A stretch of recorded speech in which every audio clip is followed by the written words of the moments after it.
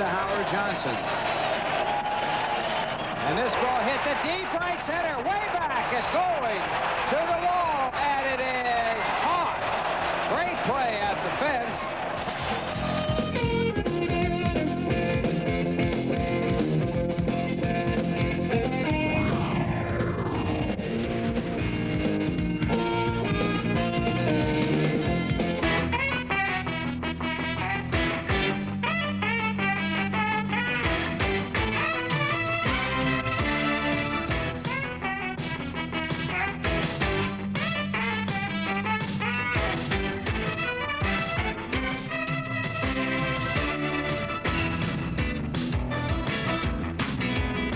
Live from Shea Stadium in New York. Tonight, the Mets take on the San Francisco Giants. New York Mets Baseball 91 is brought to you by Budweiser, the king of beers with that distinctively clean, crisp, cold taste. Nothing beats a Bud. By New York Telephone, who reminds you that we're all connected. By the New York Daily News, we're back. Buy us. By Delta Airlines. At Delta, we love to fly, and it shows. By Manufacturers Hanover, where your money has power. By Nobody Beats a Whiz Home Entertainment Centers, for everything in home electronics, music, and movies. Nobody beats a whiz. And by RC Cola. Pitching for the Giants tonight, Trevor Wilson with a record of 4 wins and 8 losses, an earned run average of 3.79. And on the mound for the Mets, the doctor, Dwight Gooden, 8 wins and 6 losses with an earned run average of 4.08. And a look at the standings of the National League East show the red-hot Pittsburgh Pirates, who have won 6 in a row, 4.5 games in front of the New York Mets, and 9 games in front of the St. Louis Cardinals, with the Cardinals winning last night and the Mets losing. Hello again, everybody. I'm Tim McCarver along with Ralph Kiner. And it's very interesting that the Mets are 10-2 in the month of July, Ralph, but they've only gained 2 games in the last 2 weeks or so on the Pittsburgh Pirates. Well, the Mets got very hot and had that good winning streak, but now have cooled down and lost the last 2 ball games, losing 2 games to Pittsburgh, who hasn't lost a ball game since the All-Star break. It's funny, the Mets won 10 in a row, and Doc Gooden still struggling and trying to get on track tonight. And he'll be going against the Giants tonight. He has not defeated the Giants this year. He's lost twice to them. 8-6 for his career. We'll be right back for the start of tonight's ball game right after this from Budweiser.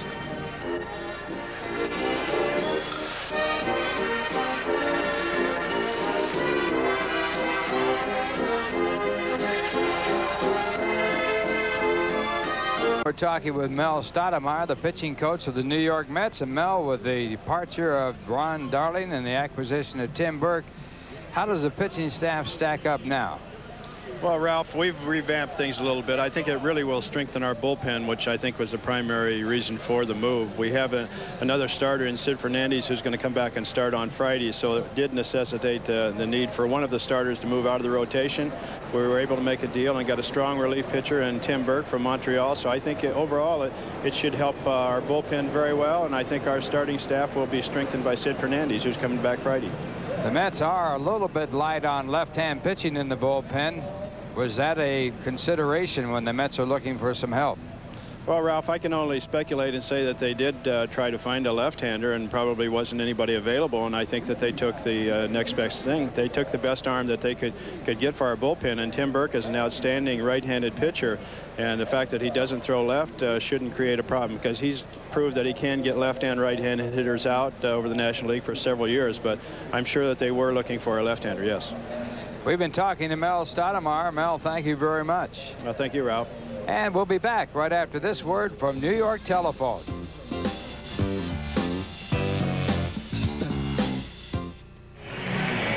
An absolutely beautiful evening for baseball here at Shea Stadium.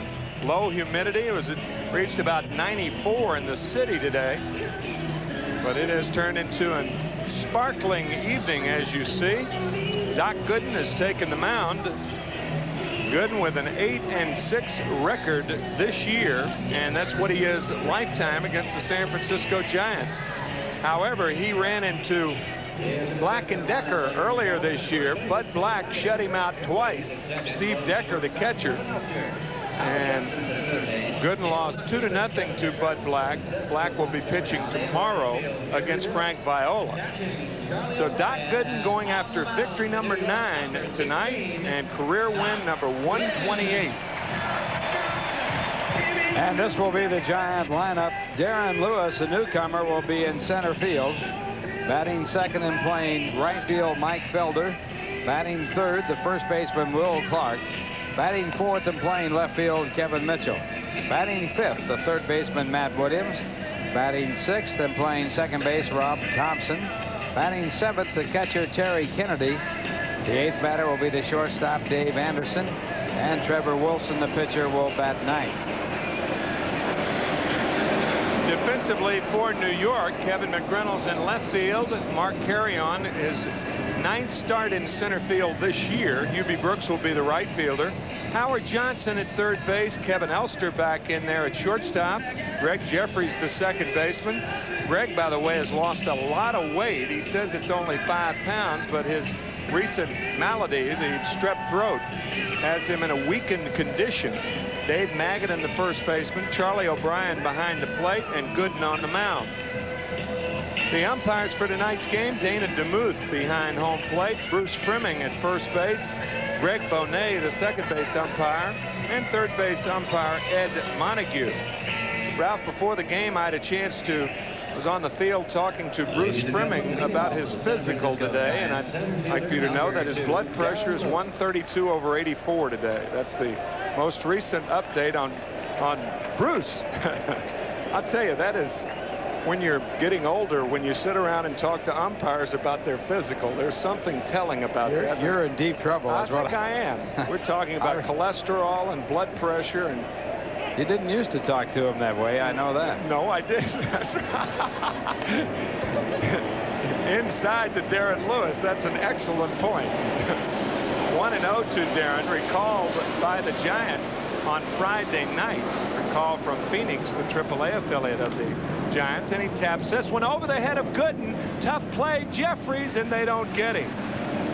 You knew that if that ball got over Gooden's head, then Lewis had a chance to beat it out, and he did. Well, Darren Lewis hitting .340 at Phoenix in 81 ball games before being brought up, and in last night's ball game, 1 for 4, and he gets his second hit against the Mets as he beats out the chopper. All Jeffers could do is what he did, and it's not in time. So Lewis on at first base, and that'll bring up Mike Felder, the right fielder. Giants have won 3 in a row. The Mets have dropped 2 straight since their 10-game winning streak that ended Sunday when they lost 2-1 to San Diego.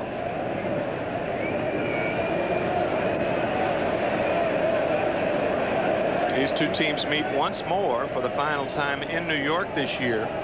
Tomorrow afternoon at 1:30, that's when we'll be on the air. Outside to Felder, 1 ball, no strikes.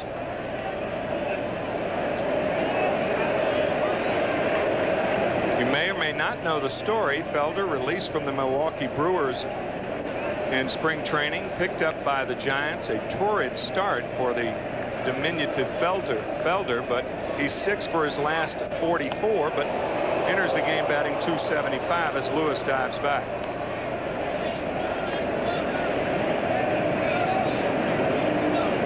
Lewis with 32 stolen bases at Phoenix, so he has good speed.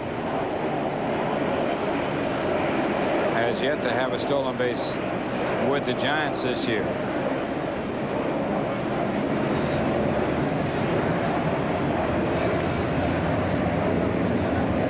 Bill Fahey, the third base coach, flashing the signs. And Wendell Kim, the first base coach.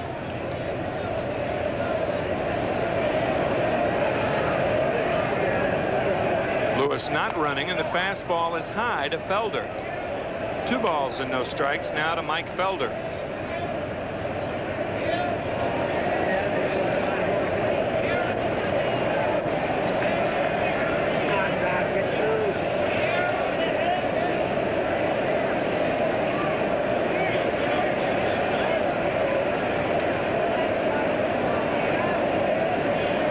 goes Lewis. Fastball is high. The throw is way toward the right field side of second base, but a fine play by Mark Carrion, backing up the play and preventing a throwing error from Charlie O'Brien.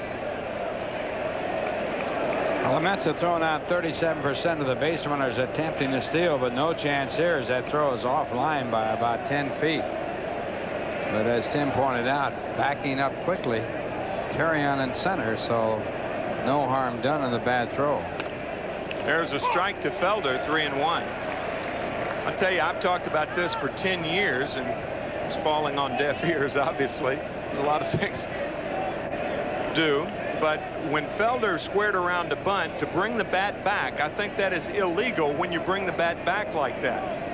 That could have been the reason that O'Brien made that errant throw to second base. Well, it's certainly done for the purpose of keeping the catcher behind the home plate area and to keep him from coming out of the chute, because if he runs into the batter, he's in deep trouble.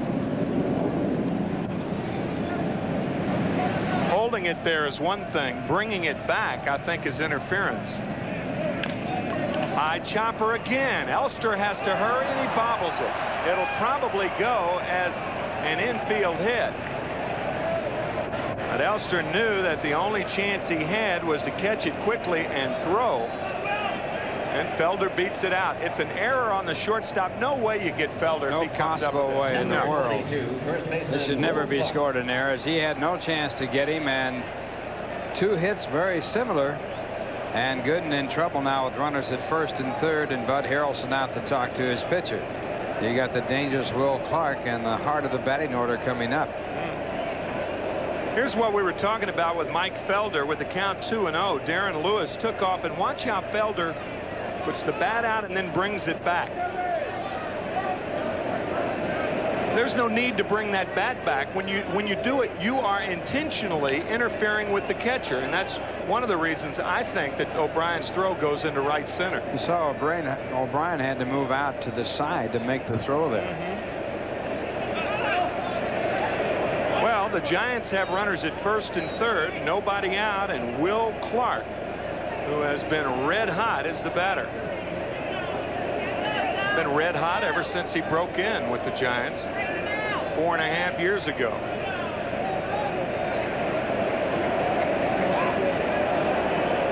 Gooden, fortunately, had stepped off before the fake at first base. Felder, by the way, 19 stolen bases. He's been caught only 4 times. And the numbers for the multi-talented Clark.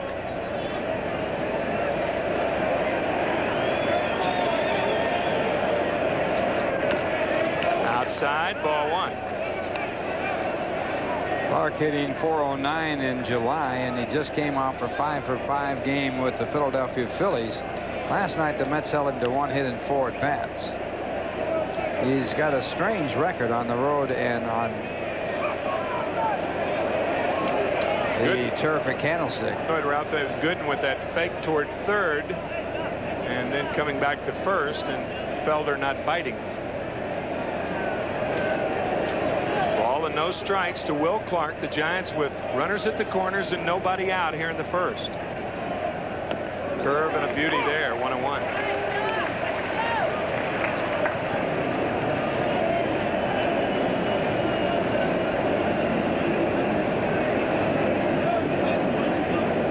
Outfield straight away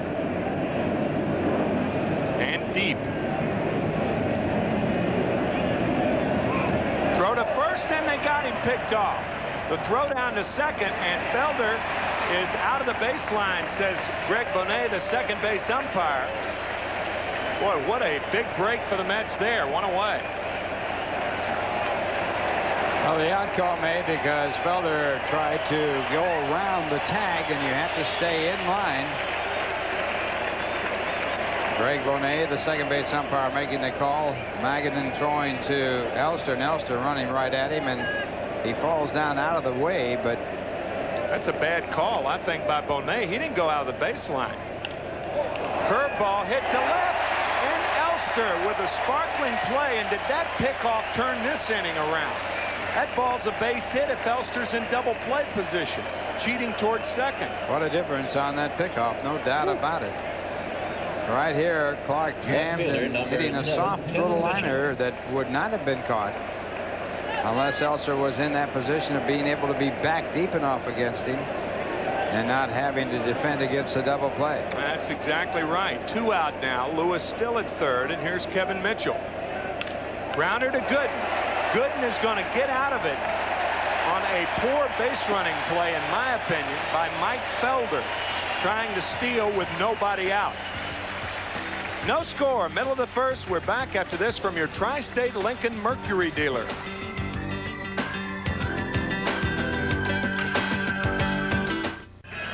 '24-year-old Trevor Wilson is the Giants pitcher, 4-8 on the year. He's 0-1 against the Mets for his career. No record this year. Ladies and gentlemen, leading off for the Mets. So Trevor Wilson, the left-hander, against this lineup. And it will be Mark Carrion leading off, playing center, batting second the first baseman Dave Magadan, batting third and playing second base Gregg Jeffries, batting fourth the left fielder Kevin McReynolds, batting fifth the third base Howard Johnson, batting sixth the right fielder Hubie Brooks. And a strike to Carrion. And to complete the lineup, batting seventh the shortstop Kevin Elster, batting eighth Charlie O'Brien the catcher, and Doc Gooden batting ninth. Second pitch is outside to Carrion, leading off tonight, batting .262. 3 home runs all came as a pinch hitter. The slider from Wilson. So Carrion has seen what he's going to see from Wilson tonight: a fastball, a circle change, and then the breaking ball. 2 balls and 1 strike.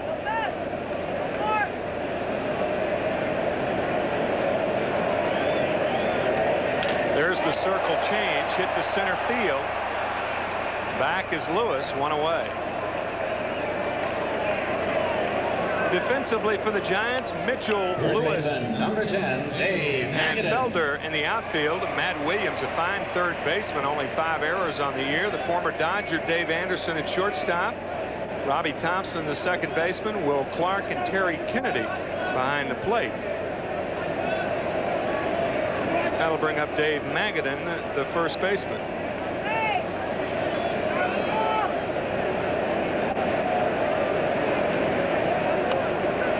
Outside, ball 1.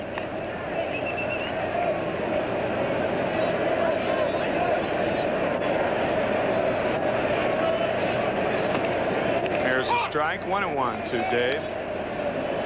Magadan leading the Mets with an on-base percentage of .373, but a batting average of only .241. Ball 2, 2-1. He's fourth in the National League in walks to get that on-base average up that high, 55 walks. Out of play, 2-2. No score, just underway. The Giants threatening in the top of the first with runners at first and third. Will Clark the batter, and with the count 1 ball and 1 strike to Clark. Gooden picked Felder off of first base. Felder caught in a rundown, and he was called out for going out of the baseline by second base umpire Greg Bonet. Magadan jammed and jams 1 to left. First hit of the game for the Mets, so Magadan at first with 1 away. Number 9, second baseman Gregg Jeffries.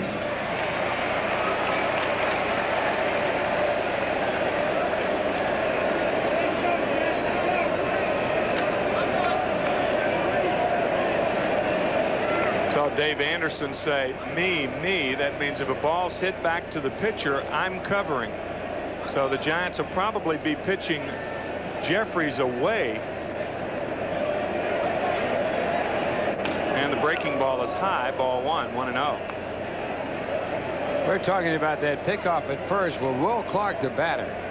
Nobody out, and the pickoff at first base, an awfully big play in the game. This is really a bad play by the Giants. You don't know whether it was called for or whether the runner went on his own. Actually, he did not go out of the base path, just got down under the tag, but was called out. With Clark the hitter, you want the runner and the first baseman holding against the runner at first. Give him the hole to hit through, and Clark, of course, a great hitter, and When you get picked off on that spot, it's a bad play. Yeah, I mean, you could score a run in the cheapest fashion. Score a run on a double play. And put the Giants on the board. So the Giants a little greedy there, and it backfired as Jeffries lifts one to right field. And there's Felder. 2 outs. Yeah, he didn't go out of the base paths. He may have gone under the base paths, but not out of them. Got robbed twice in that inning. He got no base hit on the bouncer to short. It was scored as an error when it should have been a base hit. Right. And then got picked off and actually was not tagged out.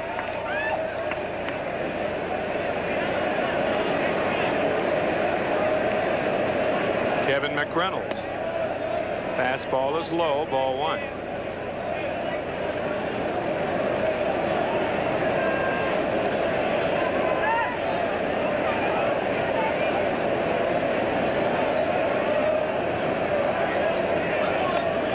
Fastball high, ball 2. 2 balls and no strikes to McReynolds.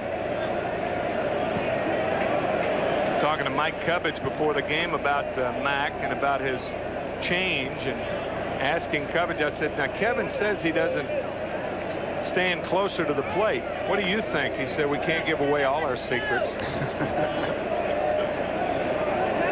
But as you and I have noted, McReynolds much closer to the plate than he was earlier in the season. He's been able to protect the outside part of the plate because of that. He's up there very close now. 3 balls and no strikes. We'll see if Buddy Harrelson gives Mac the hit sign here with the count 3-0.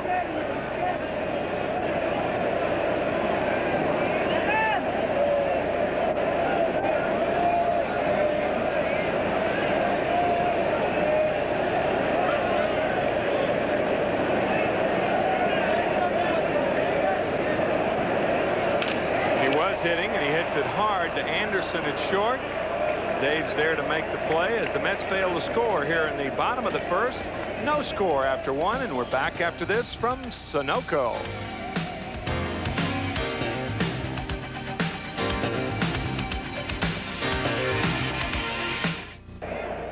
Ladies and gentlemen, please welcome Lou Carnesecca.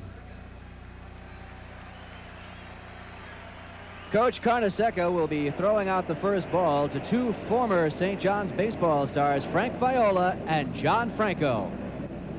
Coach, it is your pitch.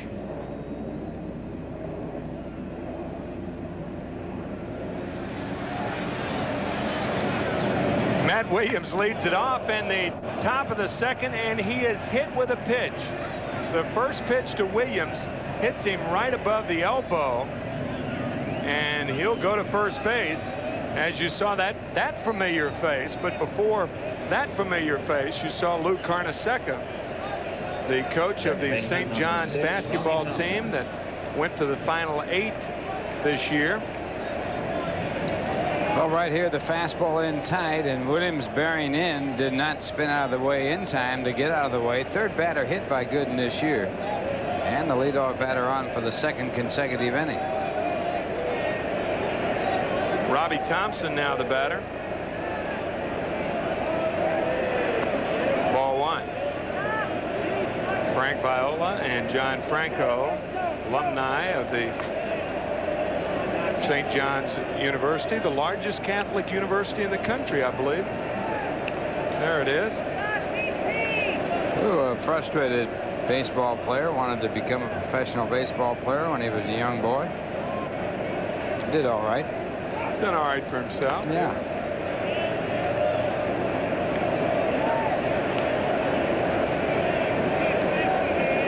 Williams does not pose much of a threat to run at first base. He has 2 stolen bases. He is not a fast runner.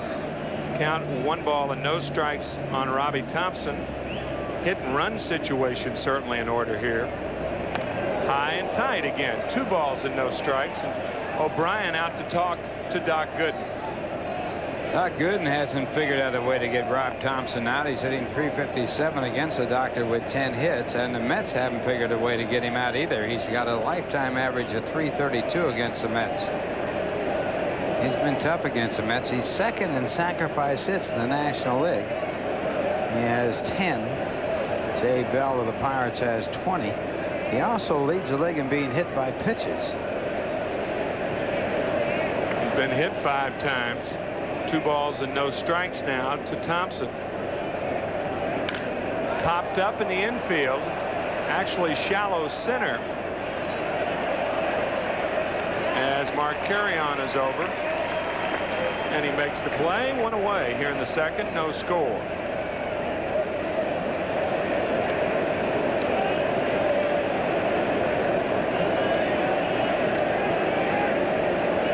Still at first base. That'll bring up Terry Kennedy, the San Francisco catcher. Terry, a couple of home runs in his last 7 games after having only 1 in 33 games to start the season, and the curve is high. You do Terry Kennedy a favor when you throw him a curveball. He's got a slow bat. And when you throw off-speed pitches to hitters with slow bats, you're in effect speeding up their bat for them. Strike 1, 1-1. You're watching Mets Baseball 91 on Universal 9 WWOR-TV, Secaucus, New Jersey. Tim McCarver and Ralph Kiner. We're in the second inning of a scoreless ball game. 1 out, 1 on, and a ground ball to Magadan, and Magadan catches it, throws to second, not in time. Actually, Williams sliding off the bag. Had Elster stayed with the tag, he may have gotten the out.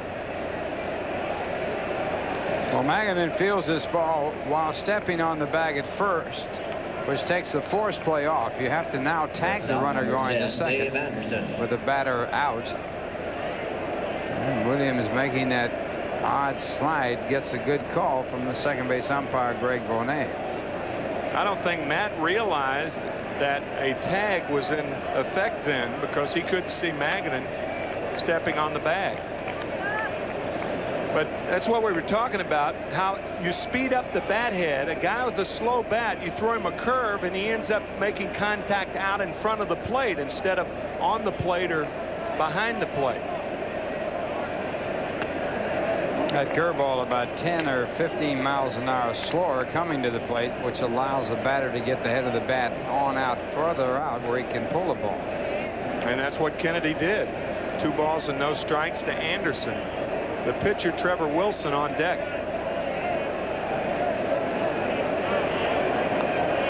Low, ball 3. They may go ahead and walk Anderson, even though Wilson is not a bad hitter, batting .263 on the year. Anderson has a lifetime average of .353 against Gooden.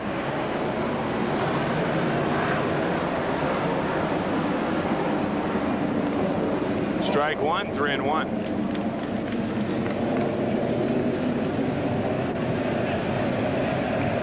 Buddy saying, have an idea. First base open, the pitcher on deck. Telling that to Charlie O'Brien. There's the curveball, 3-2 now to Anderson. And there's Wilson. Well, they count 3-1. They're not going to throw a fastball down the middle to him as Gooden goes to the curve there.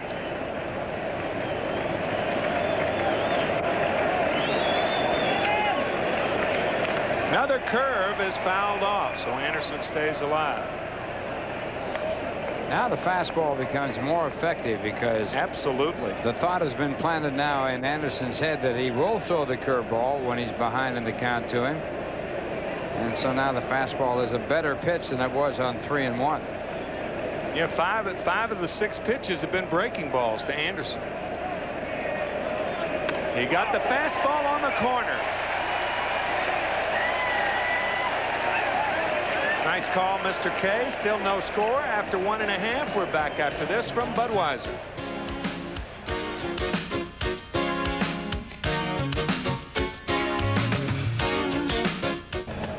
Well, tracking back the Gooden sequence of pitching to Dave Anderson with first base open. 3-1 the count here, and it's a curveball. Anderson obviously looking fastball there. And now the 3-2 pitch. Again, the curveball fouled off, which sets up this pitch, the fastball. And he takes it. You can see he was locked on that one, not happy with the call. It was a questionable strike. But Doc gets his first strikeout. Questionable in that it may have been outside, but the call certainly a good call by Charlie O'Brien and Doc Gooden as Howard Johnson takes ball one. No score here in the second.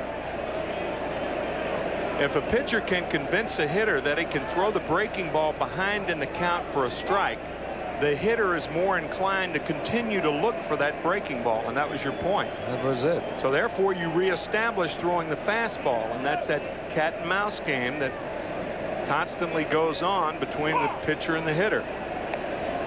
No one knows it better than Rick Cerrone, sitting to the right of Doc Gooden.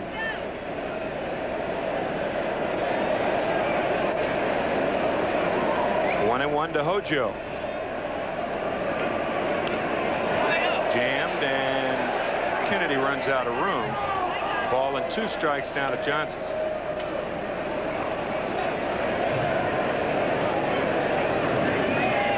Considerable difference there. Good numbers.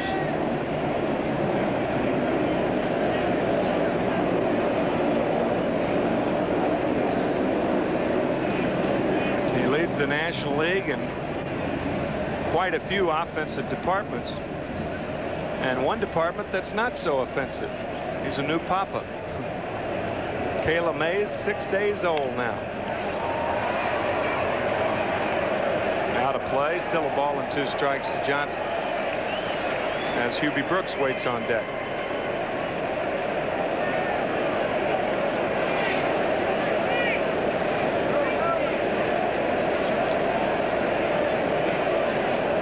This should be 5 days old. She was born at 1:30 a.m. Thursday morning.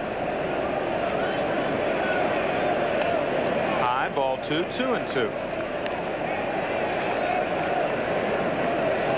Howard taking his wife to the All-Star game in Toronto, even though she was that close to being due, but she didn't seem to be worried at all. You had her on television. She was enjoying the event. She'd already contacted her doctor up there, and he turned out to be Ron Taylor. Yeah, but he's an orthopedic surgeon. Yeah, that's what Jack was talking about. Yeah, that was funny. I don't know about Ron being an obstetrician, huh? I'm sure.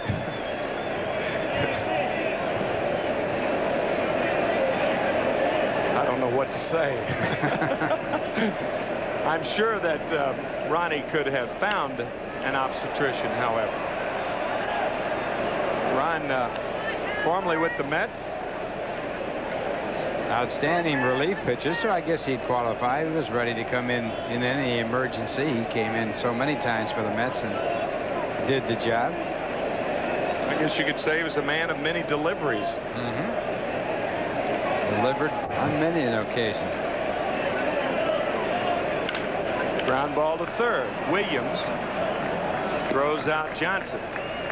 One away here in the second inning, a scoreless ball game. That's going to bring up Hubie Brooks. You look at Matt Williams, the third baseman of the Giants. He reminds you so much of Harmon Killebrew. Same stature. Both had tremendous power. Of course, Williams still has. Harmon, one of the great hitters of our time, a third baseman. He's an outstanding fielder. He started out as a shortstop. He's made only 5 errors this year. High to Hubie Brooks, ball 1. Yeah, Matt was a shortstop with the University of Nevada, Las Vegas, signed as a shortstop, and could probably play an adequate shortstop right now. 1-1 to Brooks.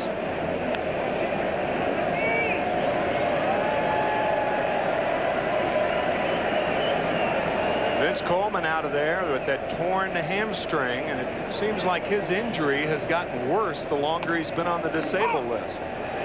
Was initially thought to be only a strain, and come to find out that it is a tear in the hamstring muscle. So rehab time is long in coming for Vince. 2-2 to Brooks. It's been about a month now.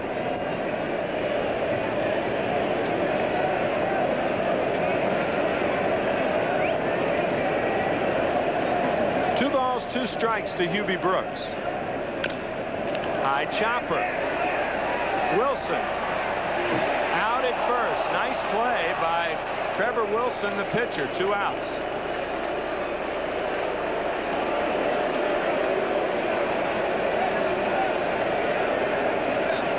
Well, Ubi with 2 hits in last night's ball game, and this one looked like a base hit.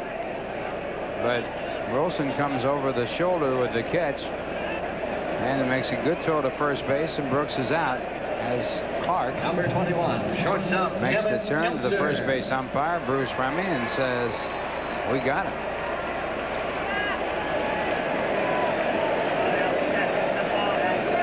So a nice play by Trevor Wilson. There are 2 outs, nobody on here in the second inning.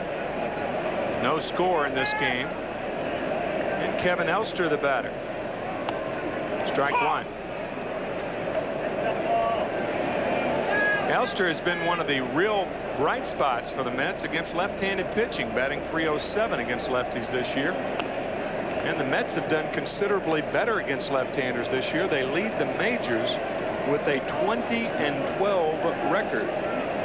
After being the worst team in baseball last year against left-hand pitching. That's against left-handed starters. Starters, yeah. 2 balls and 1 strike to Elster.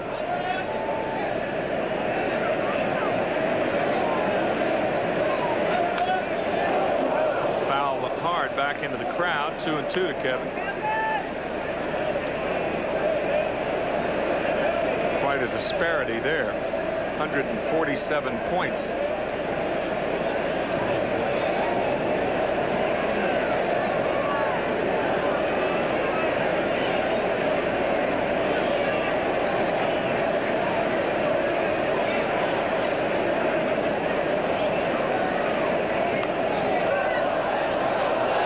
Coming in a lot more than the Mets are used to seeing Trevor.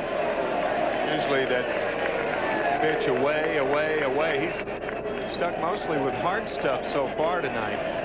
Still 2-2 to Elster. Giants wanted to send him out earlier this year, and they couldn't. Still 2-2. He was claimed on the waiver list, and so they had to keep him on the club. And he's responded to be pretty active pitcher.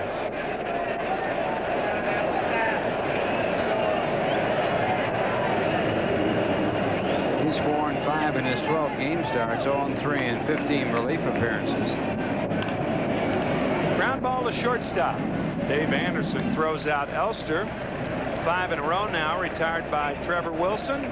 No score after 2, and we're back after this from General Electric.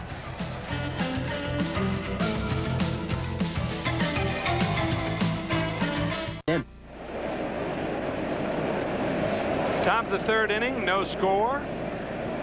Giants have 1 hit, and the Mets have 1 hit. Nice crowd on hand, a beautiful baseball evening. And the first pitch to pitcher Trevor Wilson is low, ball 1. Trevor 5 for 19 on the season. They have all been singles. Strike 1, 1-1.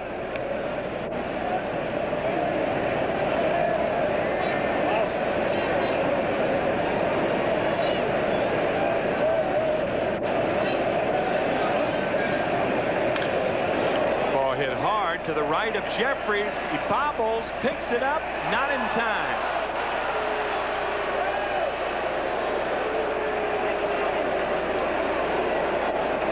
I would imagine that will be scored a hit, and is. It's a base hit for Trevor Wilson, his 6th of the season. Jeffries going far to his right to backhand this ball.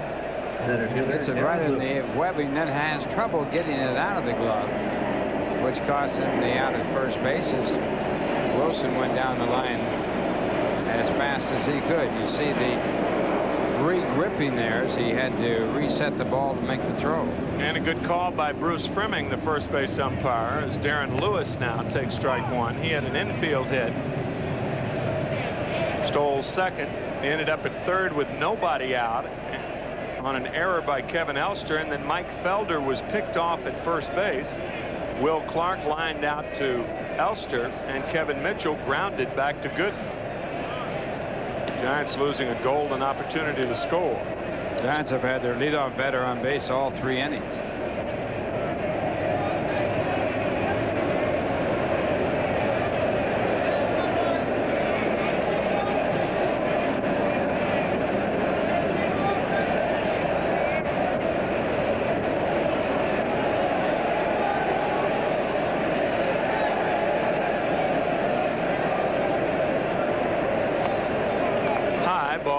Two balls and 1 strike to Darren Lewis. Lewis obtained by the Giants from the Oakland Athletics in exchange for Ernest Riles during the offseason. 2 balls and a strike to Lewis.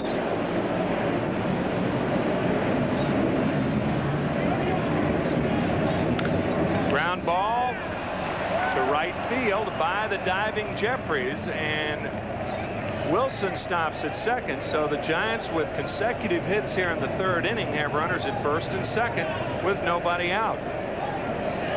Right fielder Mike Felder.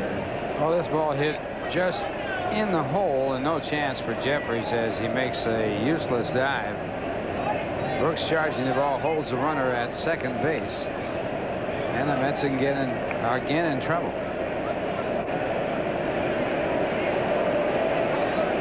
Felder, a bunter, and you can expect him to sacrifice in this spot. Yep, I would think so. The Mets are looking for it. Magadan and Johnson are pinched in.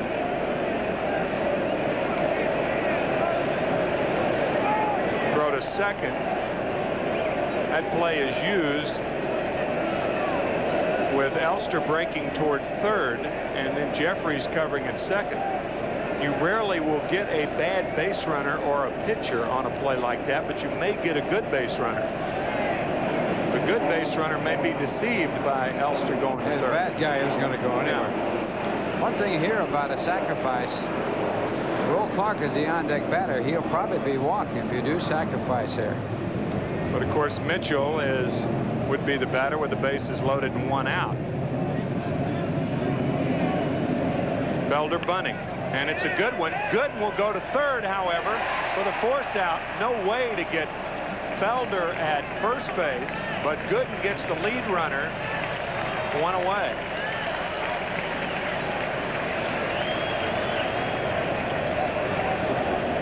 Well, the Mets put the rotation play on. Johnson right on top. Felder thinks he has a pretty good bunt away from the third baseman, but Gooden moving up makes the play to third in time. Elster's throw to first is in the dirt. A good block on it by Jeffries. Interesting play. You have all the infielders moving right here. The shortstop the third, the second baseman the first, the third baseman and first baseman coming in. And it's almost impossible to bunt and get the runner over with this play on. You either have to take the pitch or hit away. Either that or find a seam. That seam between the pitcher, third baseman, pitcher, first baseman. If you bunt it hard, that's a way to beat that play. The middle of the diamond is open. No balls and 1 strike to Will Clark.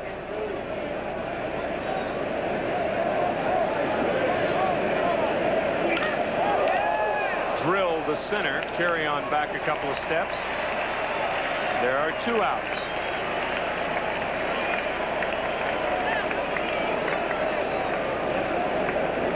In yesterday's ball game, Clark hit 2 balls hard, 1 to left center and 1 to right center, and Boston caught them both. They were both bids for extra base hits. He's hit the ball hard in this series.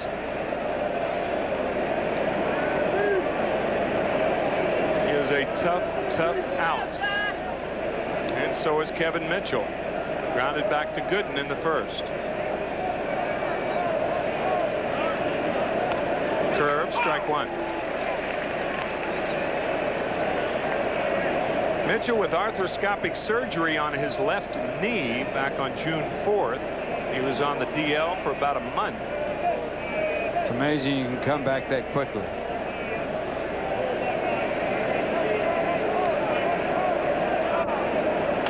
High, ball 1, 1-1.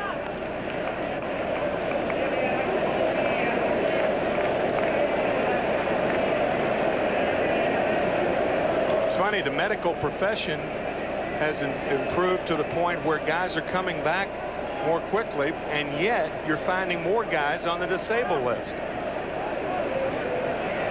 catch-22 in the big leagues now. I think too many guys on the disabled list. Those mysterious injuries. Now, obviously, Mitchell's wasn't one of those, but there are a lot of major league players now with mysterious injuries, and they simply do not come to the park ready to play every day. The old Pete Rose theory. You only get paid if you're ready to play that day. I guarantee you, if that was the case, you'd have a lot of guys off the DL. Guaranteed.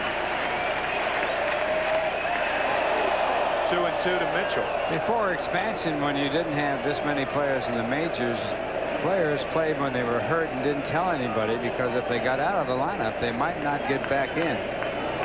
But there aren't that many players that can replace you today. Plus the fact that players make so much more money, they are also reluctant to really extend themselves if they have an injury, as they want to stay around and collect the money. Kind of a two-edged sword there.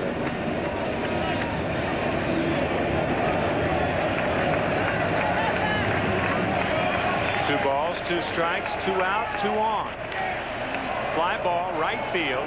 Easy play for Hubie Brooks. And he squeezes it for the third out. No runs, a couple of hits, and two left. The Giants have stranded 4 through 3. No score in this game. We're back after this from Chemical Bank.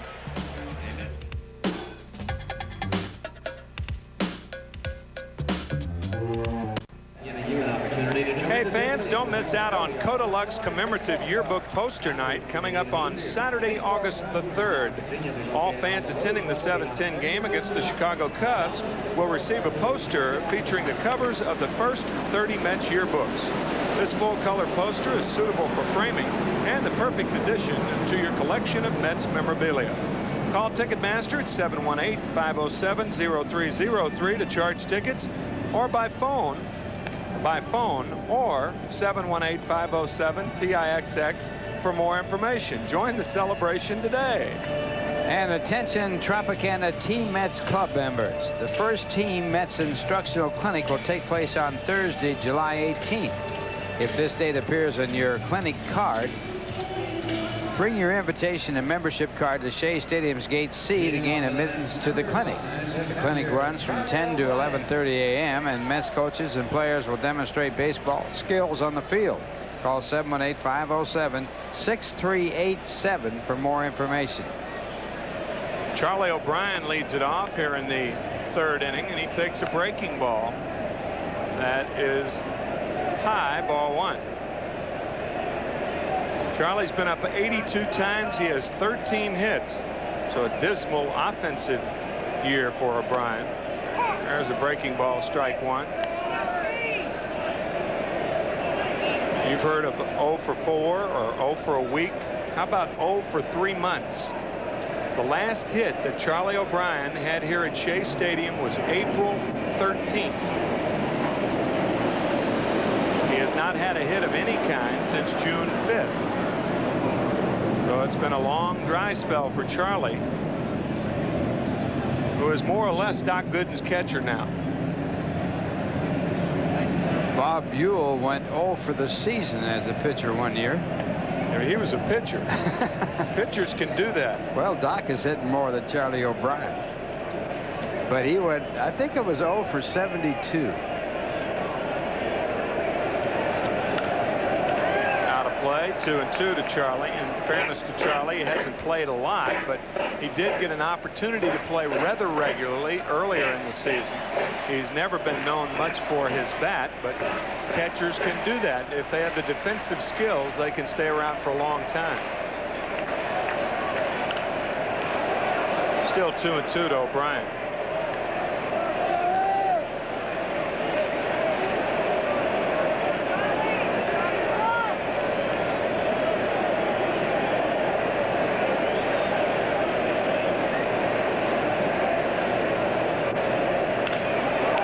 Drive over the head of Dave Anderson. So that's the first hit for Charlie O'Brien at this ballpark since April the 13th. Well, you jinxed him. You talked about it. Yeah, and then right. He broke the streak and got a base hit. That's one jinx that we won't get any letters about. Good solid base hit by Charlie O'Brien as he lines it over the shortstop's glove. Getting the fastball and just out of the reach of Anderson, the shortstop. Doc Gooden, the batter. Williams in at third. They're expecting the bunt, but Gooden handles the bat very well. Squares the bunt. And now hits, and he drills it fair past the charging Clark. O'Brien will go to third, Gooden to second, and he's there with a double. How about that?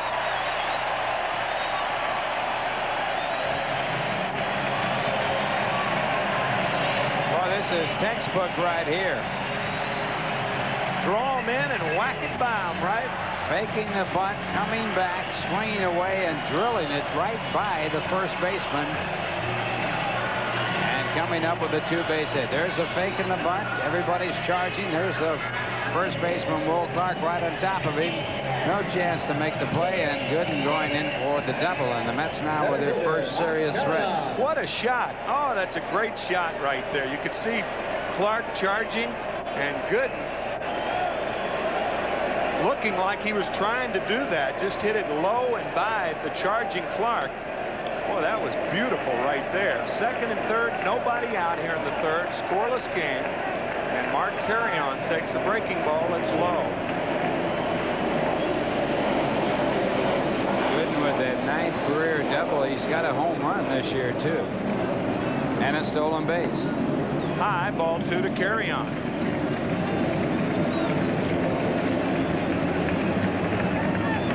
Well, we'll look at it one more time. The fake of the bunt as he goes out. Watch Clark charge from first, and he just drills it right by Clark inside the baseline for the double. Well, I'll tell you, Norman Rockwell would have been proud of that freeze frame. Was that beautiful? Man.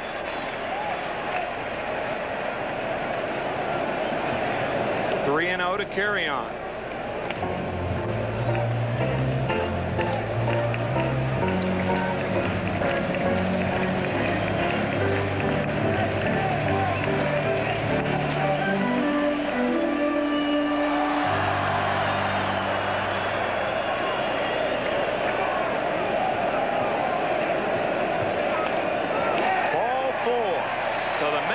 Bases loaded here in the third inning. Nobody out, and Dave Magadan, the batter.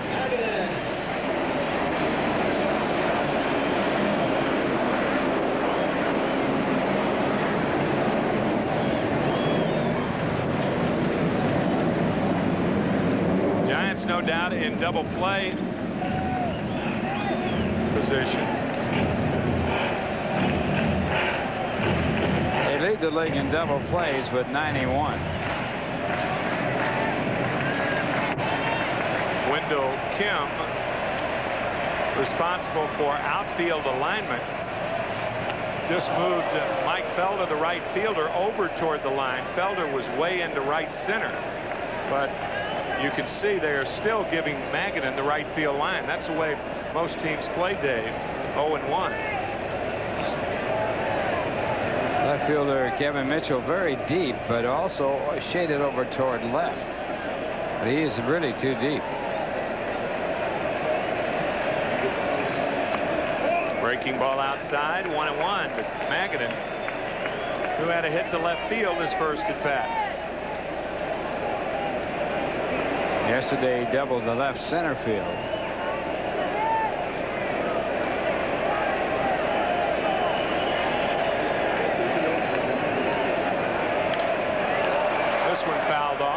Side, a ball and 2 strikes to Magadan.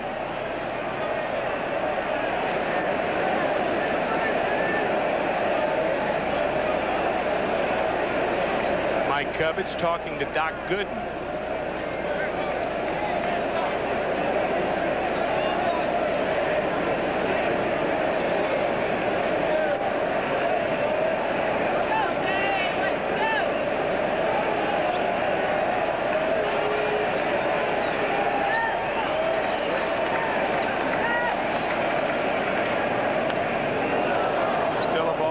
Strikes to Magadan. Bases loaded, nobody out.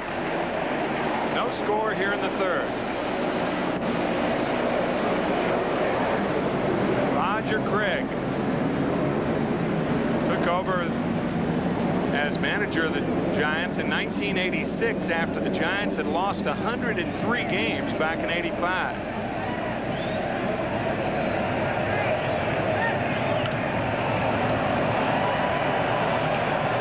Magadan hangs tough.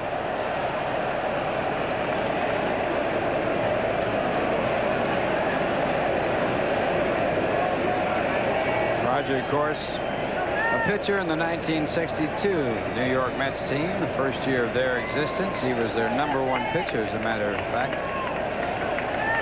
64, he played with you at St. Louis. Moved on to Cincinnati after that. Part of the world champion Cardinals in '64, and pitched a terrific game in Game 4 of the World Series that year. Game started by Ray Sadecki. The Yankees scored 3 runs in the first, and we mentioned Ron Taylor earlier. Roger Craig and Ron Taylor came in. And Magadan down on strikes, so that could be a big strikeout for Trevor Wilson. Jeffries.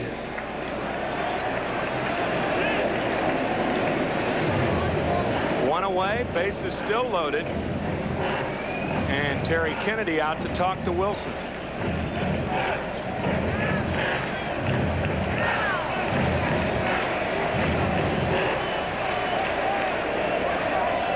Craig and Ron Taylor shut out the Yankees for the rest of that game, and Kenny Boyer hit a grand slam home run off Al Downing in the 6th inning. Cardinals won 4-3 to even the series. Went on to win it in 7. 1 out, bases loaded, no score here in the 3rd, and Gregg Jeffries, the batter. He flied to right. His first at bat.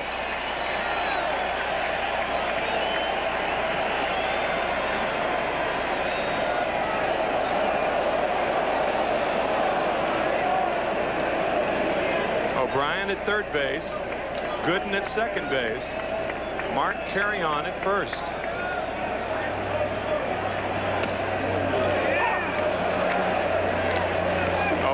To Jeffries. Kevin McReynolds waits on deck.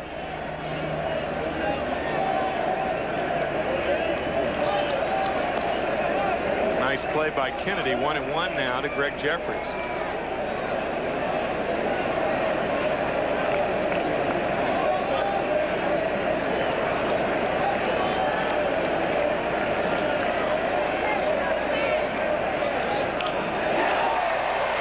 Foul down the left field line, so a ball and 2 strikes to Jeffries. Jeffries has had good success against the Giants. Of course, he grew up in Giant territory right in San Francisco. Lifetime average around .350 against them.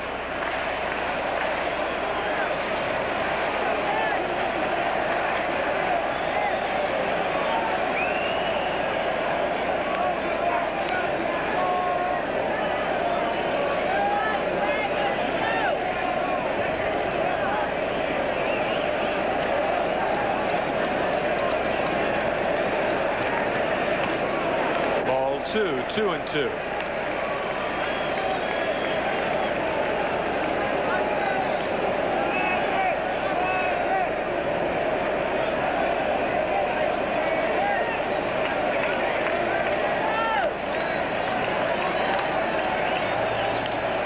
Little looper over first. It's going to fall. 1 run scores. Here comes Gooden.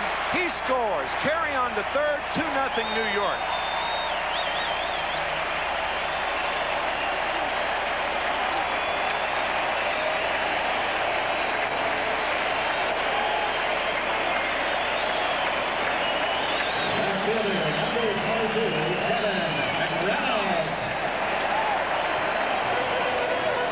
There's really no accounting for base hits like this unless you say it's something that has evened up. The line drives being caught, and these blue pits dropping in. And a 2-run RBI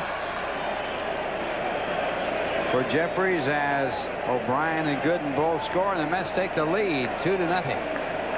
RBIs number 39 and 40 for Jeffries on the season. Kevin McReynolds, the batter.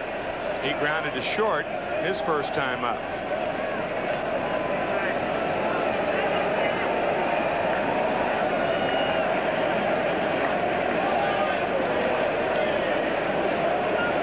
Rob Beck, the right-hander, up and throwing now for the Giants. Line left center, base hit.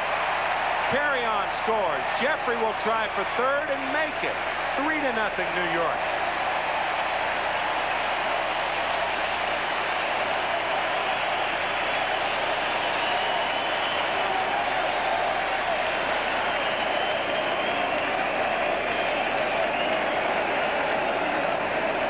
Well, McReynolds comes through with a hard line drive base hit to left center. Jeffries going first to third on the base hit. The center fielder Lewis throwing in the second where he should. As the Mets get their third run with Carry-On scoring from third. Carry-On had gone first to third on the base hit by Jeffries. A unique inning. Charlie O'Brien opened the inning with his first hit here at Shea Stadium in over 3 months. Doc Gooden squared around to bunt, and as Will Clark and Matt Williams charged, Gooden slapped it by Clark for a double. Carry-on walk, and then after Magadan struck out, Gregg Jeffries with a looping single to right field, driving in 2, and Carry-on to third. And now a single by McReynolds. It's 3-0 New York, still only 1 out.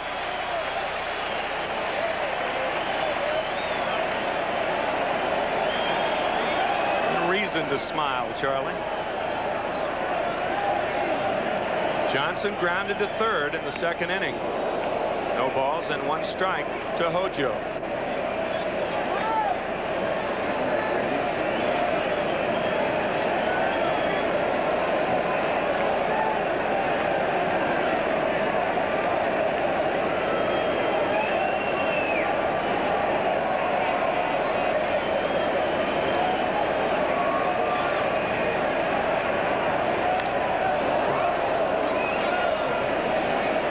And 2 strikes now to Johnson. At the All-Star break, Howard was leading the league in home runs with 20 and runs batted in, but Clark has gone ahead of him. And right here, the Giants playing for a double play. They have made 91 of them. I believe he is the only starter in the major leagues who has not grounded into a double play this year. I think that's right.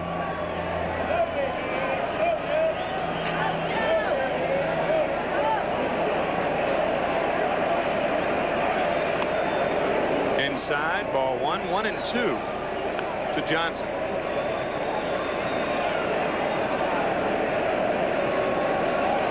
Augie Gallan went through a whole season to become the first man not to ground into a double play in a whole season.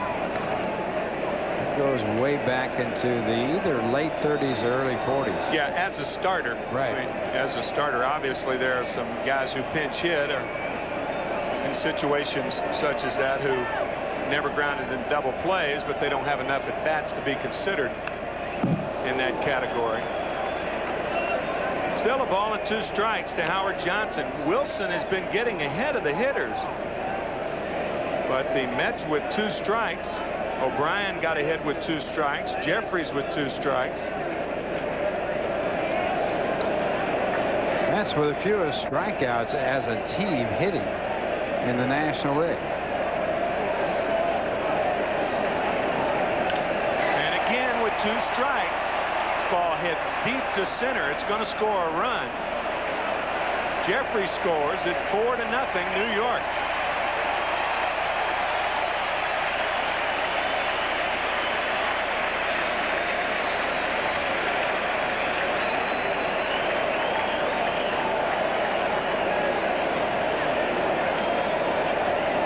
Howard's 11th sacrifice fly of the year to drive in a run.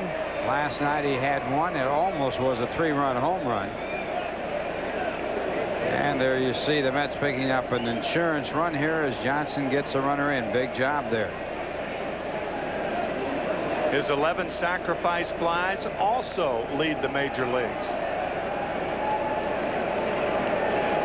4-0 New York. The Mets have struck for 4 here in the 3rd inning.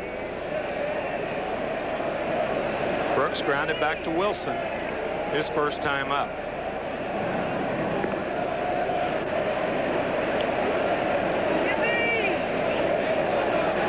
I think the Mets record for sacrifice fly was Gary Carter in '86 with 15. I believe that's right. Sounds right.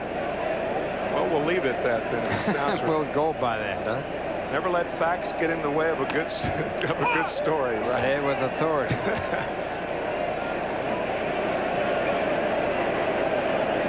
That is right.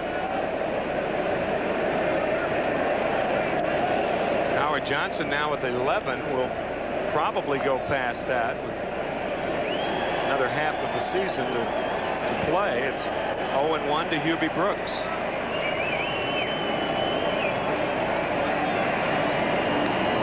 Inside, ball 1, 1-1.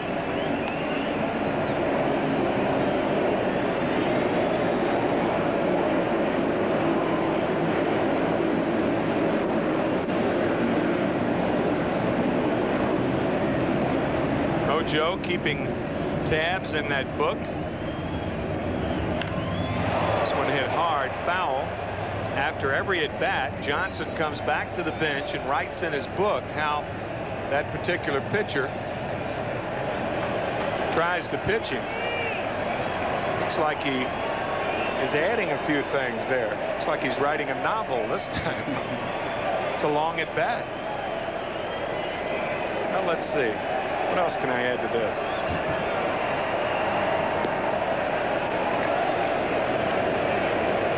Well, it certainly does help to know the sequences of the pitchers that different pitchers throw to you, the pitches that you get, so that when you hit against that pitcher again, you have an idea about how he thinks and what he might throw. I'll tell you, if you're going as well as Johnson has been going, I would imagine there are a lot of Ibids in there. 2-2 to Brooks.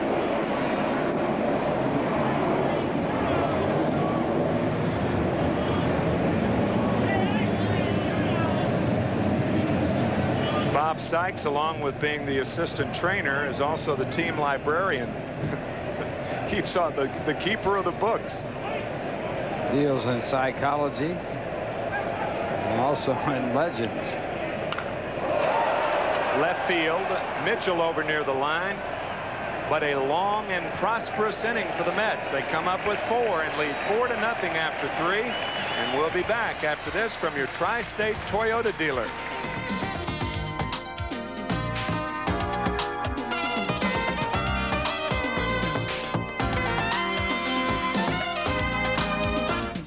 Universal 9 and the Mets want to help keep your car cool while helping the Leukemia Society. For this great sun visor, call 1-800-933-9SUN. Top of the 4th inning, Doc Gooden has a 4-run cushion with the Mets coming up with 4 in the bottom of the 3rd, and Doc Gooden had a lot to do with that booming double, drawing Clark in and drilling one by him with Charlie O'Brien at first base. So the Mets on top 4-0, and in to call it for you, here's Ralph Kiner. That play by Gooden, faking the bunt and getting the double, opening up the inning for the Mets to get the 4 runs. And Bud Harrelson elected to play for more than 1 run, as the sacrifice there, of course, would have been for the 1 run in the inning. It'll be Matt Williams to lead it off. Matt was hit by a pitch ball his first time up. So Bud Harrelson enjoying a 4-0 lead after 3. The Giants have had their leadoff batter on base in all 3 of the innings, but they have not scored.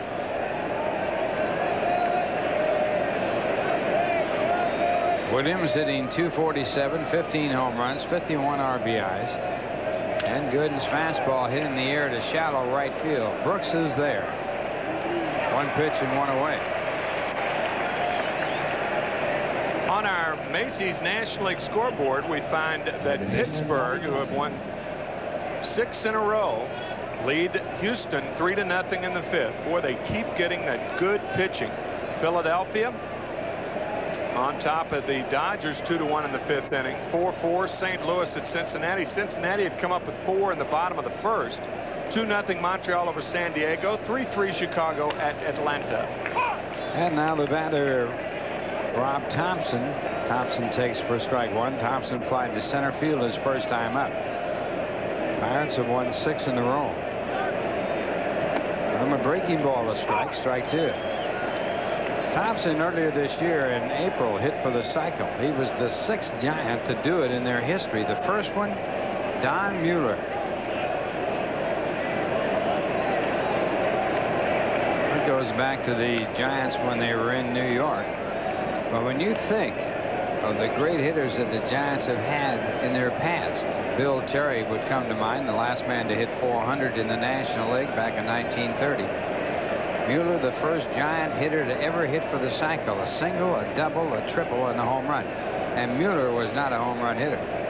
They called him Mandrake. And it's a swing and a miss on the breaking ball, and Thompson is struck out. We will magically look at the American League now. New York losing to the Seattle Mariners. That's 3 in a row. The Yankees have lost after winning 3 in a row on their West Coast swing. 4-0 Detroit over the Texas Rangers in the 4th. 1-0 Milwaukee over Minnesota in the 3rd. No score Boston and Chicago. 1-0 Kansas City at Toronto in the 1st inning. And all the other action this evening later on. Brian Holman, the winning pitch in that game against the Yankees, as Terry Kennedy takes the first pitch for ball 1. Kennedy grounded out his first time up. And it's ball 2 as Gooden takes something off that pitch. Kennedy, a lifetime batter against the Mets of .298, much higher than his career average. And there's a fastball strike, 2-1. The son of Bob Kennedy, an outstanding major league ball player with probably the greatest arm I ever saw. Unfortunately, Kennedy didn't acquire that arm through heredity, and the fastball hit the left, and Kennedy continues to hit the Mets as he singles to left. So with a runner at first base and 2 men out, the Mets leading 4-0. We remind you you're watching Mets baseball 91 on Universal 9 WWOR-TV, Secaucus, New Jersey. Shortstop Dave Anderson.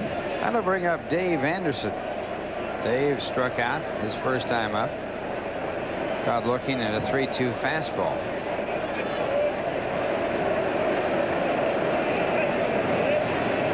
And the first pitch, ball 1. Anderson last year with an outstanding year after being traded to the Giants.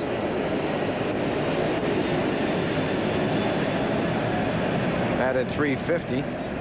Actually, he went to the Giants as a free agent, and he hits this ball hard to Elster, who bobbles it, but has plenty of time to make the force play at second. 1 hit and 1 man left on. And the score at the end of 3.5 innings, the Mets 4 and the Giants nothing. And here's a word from the New Jersey Bell Yellow Pages.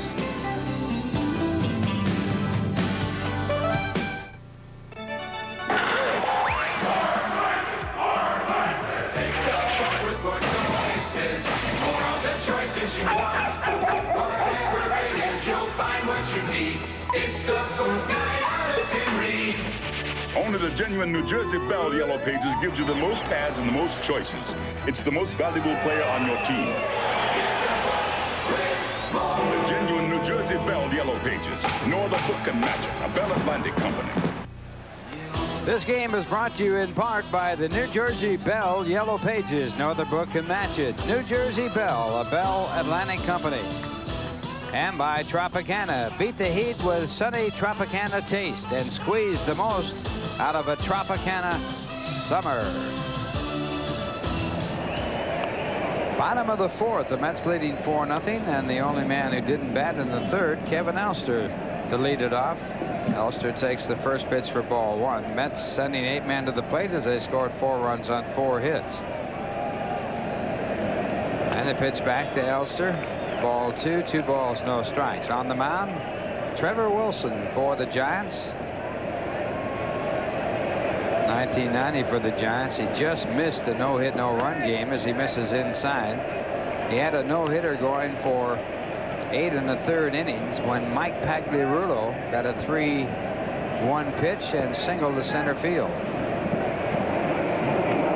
They asked him about, was he worried about the no-hitter? He says, no, I was worried about my major league career. The last pitcher to pitch a no-hitter by a left-hander, last left-handed pitcher to pitch a no-hitter for the Giants was Carl Hubble back in 1929. And that pitch fouled back into the stands out of play. Carl Hubble, of course, in the Hall of Fame, one of the great pitchers of all time, with probably the best screwball that anybody ever threw. You recall in the All-Star game, he struck out 5 batters in that ball game in succession, and they all ended up in the Hall of Fame as Elster works out a walk. Later on, the feat duplicated by Fernando Valenzuela, striking out 5 in a row. In the '86 All-Star game in Houston. Fernando now pitching in the minor leagues, trying to work his way back to the majors. He got a shot with the California Angels and then came up with some problems with his heart. Was checked out to be okay, and then they did send him back down to the minors. He accepted the assignment. Pitching for Edmonton, the AAA affiliate for the California Angels. Now Charlie O'Brien, the batter, and he takes the first pitch for ball 1. O'Brien's single opened up the 4-run inning for the Mets in the 3rd.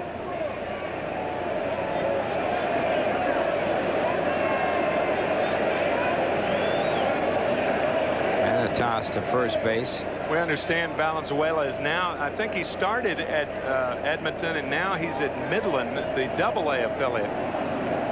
But regardless of where he is, he's down there just to get some work, and the Angels are hopeful that he can get back and aid them in their American League West.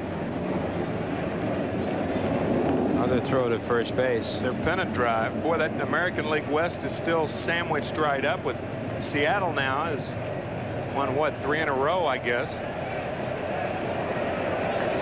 Seattle in 6th place and they're above 500. Minnesota leading Texas by 3. White Sox are back in it. Yep. Frank Thomas, 2 home runs last night.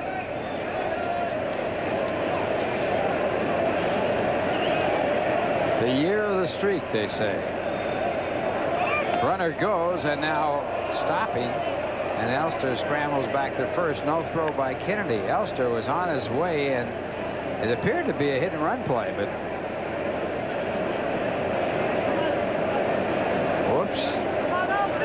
So Elster saw that the ball was outside. He saw O'Brien not swinging and alertly got back to first base. Kennedy, in his haste to make a throw to second, dropped the ball.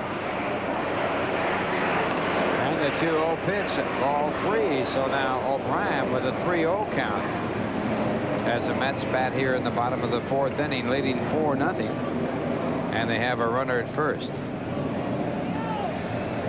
Action starting up in the bullpen as Doc Gooden gets ready to bat. 3-0 the count. And it's ball 4, so the weak hitting O'Brien works out a walk after Elster had walked, and that puts runners at first and second with no one out, and brings up Gooden.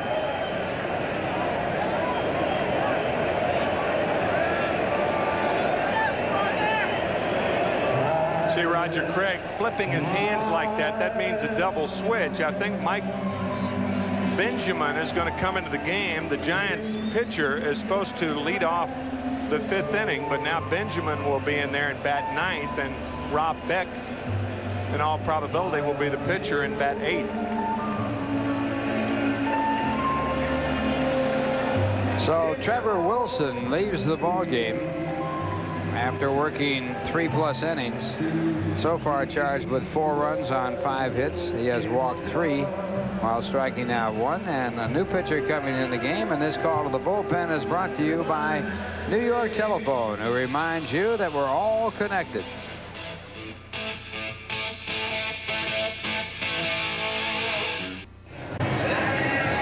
So Rod Beck, the new pitcher in the ball game.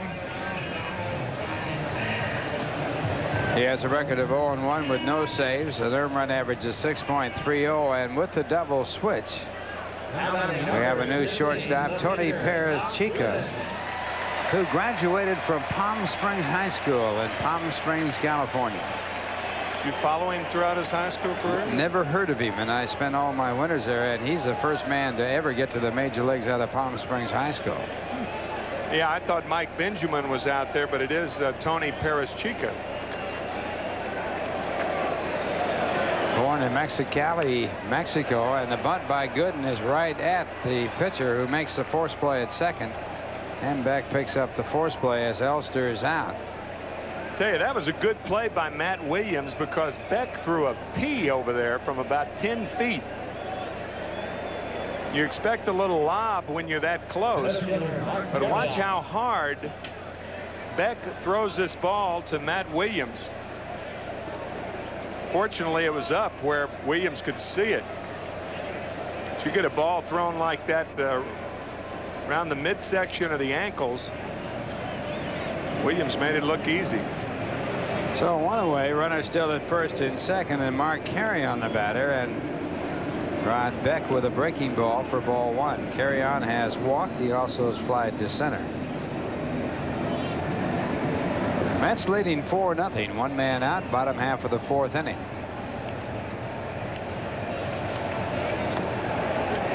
And again, the curveball.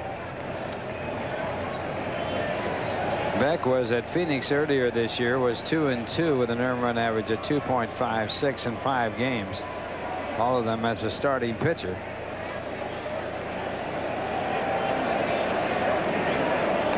And back with a fastball, a strike. 1989, Beck won more games, 18, than any other pitcher in the Giant organization. 11-2 at San Jose that year. 7 games did he win in Shreveport. And the count now 2-2.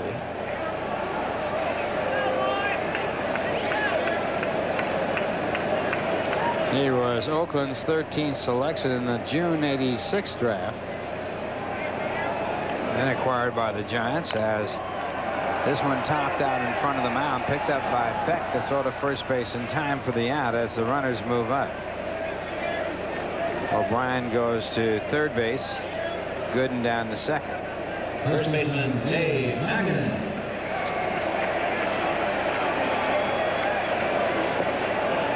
That'll bring up Dave Magadan, who has singled and struck out.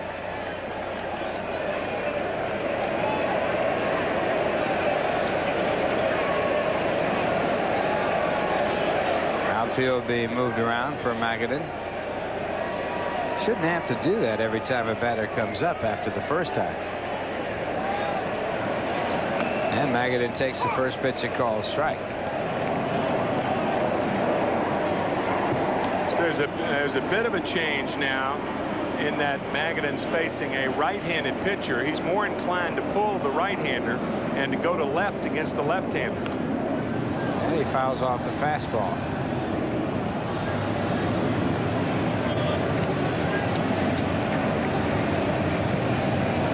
Wendell Kim, however, putting that adage into effect that restatement is a great way of learning. First of all, you got to get their attention. 2 strikes to count, and it's fouled off, so the count remains at strike 2.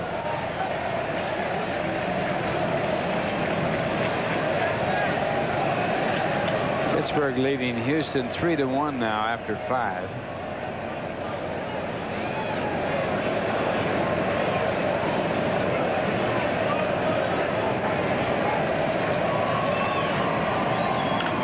Drive right at the second baseman, but beyond his reach, and a base hit. So 2 runs to score, and the Mets now lead at 6-0 as Magadan gets his second hit of the ball game, and 2 big runs batted in.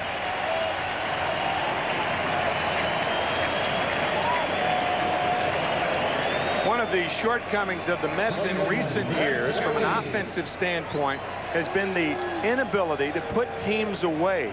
They score early, But the middle of the game, and obviously they don't just quit swinging, or it's not the effort that's involved, but it seems to be one of the characteristics of their offense. They score early, and then they don't score anymore, and then they give time to the other team to catch up. So those were 2 big RBIs for Magadan. And the pitch now to Gregg Jeffries, taken for ball 1. Jeffries with a blue base hit in 2 at-bats, and that base hit put the Mets up 2-0. Saying, nope, maybe we better not play him there. He's using the eraser on that. That doesn't work. Let's try something else. Look, he's erasing it again.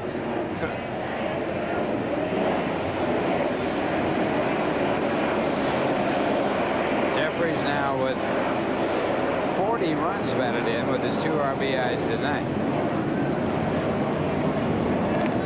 And he takes a strike, 2-1. Book is now closed on Trevor Wilson. All 6 of the runs will go against his record. So in 3 innings of work, 6 runs scored. This one fouled off, so the count will stay at 2-2.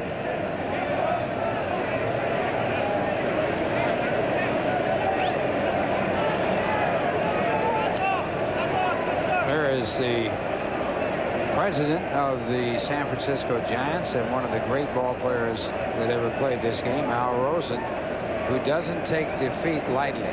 He is a tough loser. You don't want to be sitting next to him when his team is losing. Well, nobody's sitting next to him. There is no one there. Either side.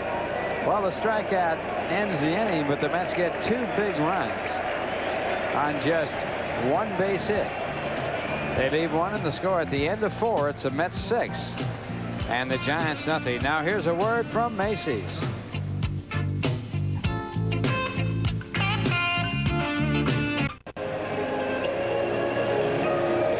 This copyrighted telecast is authorized under television rights granted by the New York Mets solely for the entertainment of our audience. Any publication, reproduction, or other use of the pictures, descriptions, and accounts of this game without the express written consent of the New York Mets and Sterling Doubleday Enterprises and WWOR-TV is prohibited.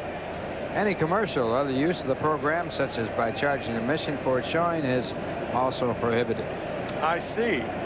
And the reason I say that is Ben Bonafide. We just got a visit from Ben, taking care of our eyeglass repairs here. And the first pitch as we get underway here in the 5th, fouled away as Tony Perez-Chica bats for the first time. Perez-Chica hitting .262 since coming up from the minor leagues. As we mentioned, graduate of Palm Springs High School in Palm Springs, California, not noted for turning out great athletes.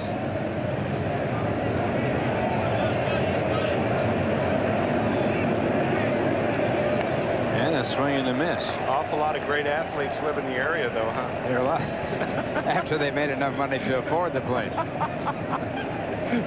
He did it the hard way, I want to tell you. Thought you said home run hitters drive Cadillacs, not buy homes in Palm Springs. That's the updated version, right? And the breaking ball in touch.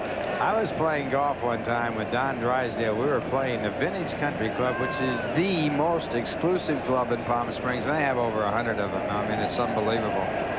And we're riding down the cart path together, and I said, you know something, Don, if we were playing today, we could afford to live here. There's a fly ball out to right field as Perez-Chica flies out to Huey Brooks for the first out here in the 5th inning. Your point very revealing. You're saying that you're living there, but you can't afford it. Can't afford to live there.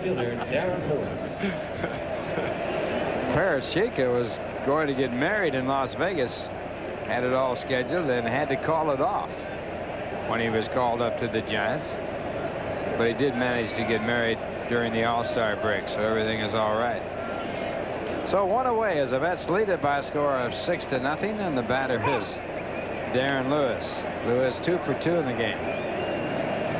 Reflecting back on Palm Springs. Perez-Chica got married. I guess he changed his name to Perestroika, right?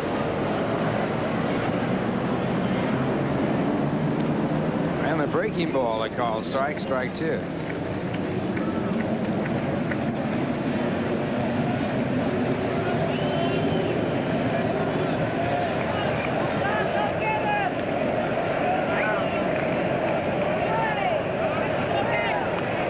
Pitch a ball. Speaking of golf, I was fortunate enough to play in a charity golf tournament at Waikagill on Monday and got a chance to play and see a lot of the lady professionals that will be playing there this weekend. It was quite a thrill. And Johnson has trouble with it and loses it. So an error will be charged to Howard Johnson as Lewis gets on for the 3rd time in this game, and he has yet to hit a ball hard. The one noticeable thing about Hojo since going over to 3rd base, his defense has really been much better. Starting the season at shortstop, he made a few errors, but I can't remember him making that many errors over the last 6 weeks or so. That's error number 18 on Johnson for the season. Unfortunately, all those errors, some were made while playing shortstop, position he was not really made for. Now the batter will be Mike Felder. The Mets are short enough to guard against the bunt. And he takes the first pitch for a call strike. Felder is 0 for 2 in this game. Reached on an error in the 1st inning, but it should have been scored a base hit as Elster did not handle the ball cleanly, but he had no chance to throw Felder out.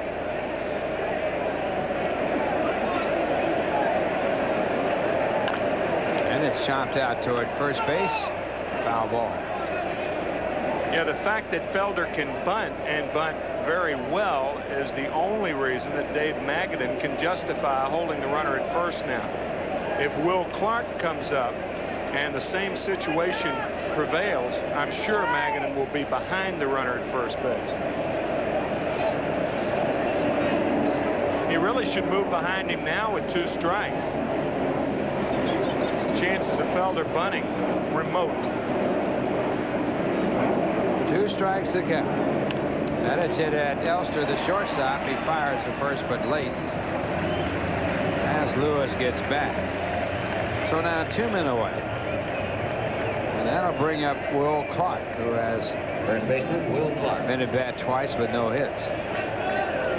There's no way you can hold a runner on right here. Not with Will Clark hitting in a 6-run lead in the middle innings. No way. Got to take some of that room away from him down that first base side. Keep him from getting at least a base hit, maybe more. But the Mets don't do it, and the first pitch to Clark is outside the ball. Clark hitting a soft line drive to short that Elster made a good play on in the first, and then lined to center field. He's 1 for 6 in this series.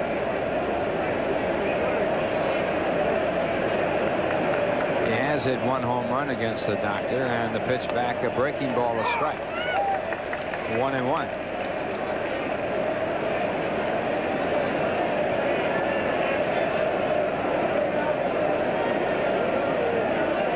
Clark's lifetime average against the Mets, .278 with 11 home runs.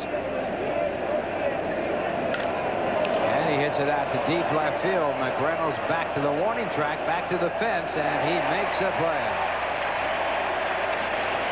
So Clark a long out to end the inning. No hits, 1 error, 1 left, and the score at the end of 4.5 innings, the Mets 6 and the Giants nothing. And here's a word from the New York Daily News.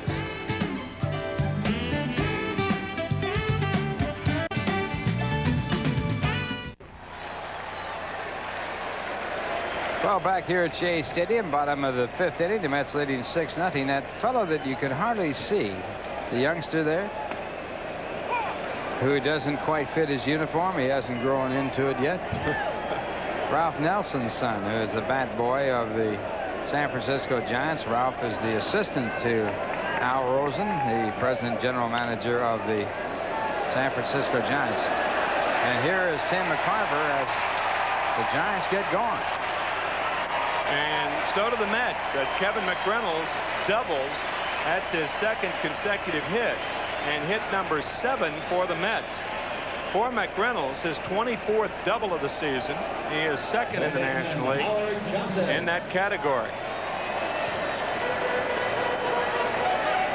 Right here, McReynolds gets a fastball and slices it off to right field. And no chance at all for Felder to get to it to make the play and hold him to a single. The leader is Felix Jose in doubles with 26, and McReynolds now with 24. Howard Johnson, the batter, and I think the excitement in the crowd, Wendell Kim moving the outfielders around again, and with Johnson you play him to pull and play him very deep. The excitement in the crowd, Houston just came up with 2 runs to tie Pittsburgh in the top of the 6th inning. So Houston trailing 3-0. They've scored 1 in the 5th inning and 2 in the 6th inning with Pittsburgh batting in the bottom of the 6th. Pittsburgh with a 4.5 game lead over New York coming into tonight's play. St. Louis is 9 games back. Popped up, shallow center field, with Lewis loping in, 1 out.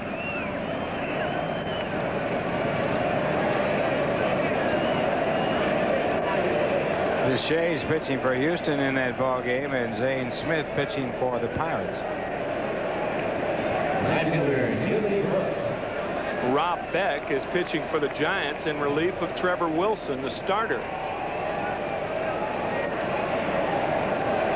There's Ralph Nelson right there, but he's not sitting next to Al Rosen. He's at least arm's length away. You don't want to be close to him. That person sitting next to Rosen disguised as an empty seat. Breaking ball outside to Hubie Brooks. Hubie 0 for 2. The Mets with 4 in the 3rd, 2 in the 4th. That would be too close to sit to Al Rosen if the seat wasn't bolted down.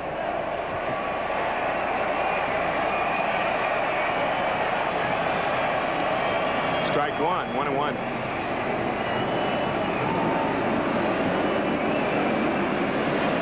It's tough. These Giants, after winning the National League pennant back in 1989, they lost 4 in a row to the Oakland Athletics. Of course, the earthquake that year, October 17th at 5:04 p.m. A day that will live in, to use FDR's words, certainly in the Bay Area, a day that will live in infamy. Horrible, horrible afternoon. Ball and 2 strikes to Hubie Brooks.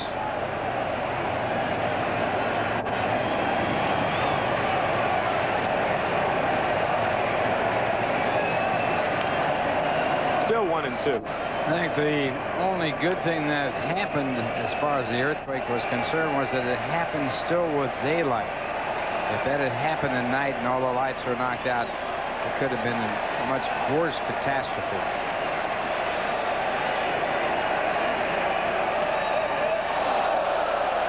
Swing and a miss.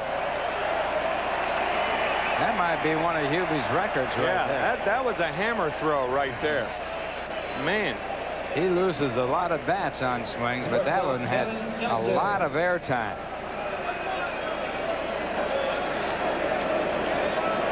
Now Hubie fooled by the off-speed pitch, and the bat goes, and it goes all the way in the air to the edge of the outfield grass. So Hubie comes back empty-handed.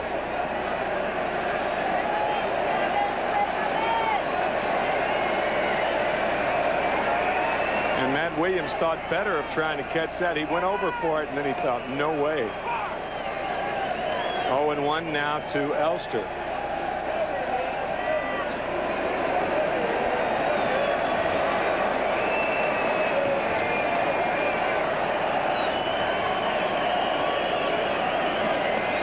Inside, ball 1, 1-1.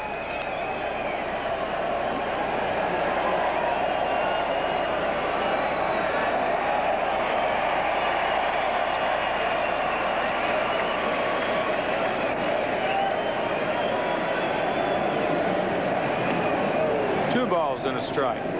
And of all things about that earthquake too, Ralph, you know, baseball has been criticized and you know, with some justification, starting games at 5 o'clock out there. The players can't see. It's tough in October and everything. But what if they hadn't have started the game then? That's the irony of the whole situation.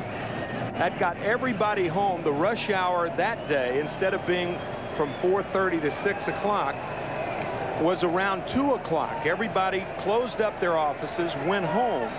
And as luck would have it, as good fortune would shine on the people that did that, they weren't on the roads at that time. This is going to be an infield hit for Elster. And Williams makes a great play by faking the first, throwing behind McReynolds, but Kevin alertly diving back. An infield hit for Elster. Well, Williams knows he has no chance to throw out the batter, but he makes the decoy as he fields the ball off throwing to first. Perez Chica, the shortstop, coming over to third. There you see Williams come up, and he makes a very authentic move as though he were going to throw, then tosses back to Perez Chica, and it's almost an out at third base as McReynolds just does get back. That's a fine alert play by Williams. You could see McReynolds rounding the bag, and Williams realizing his only play might be behind him. But Kevin diving back. So runners at first and third, 2 outs, and Charlie O'Brien the batter.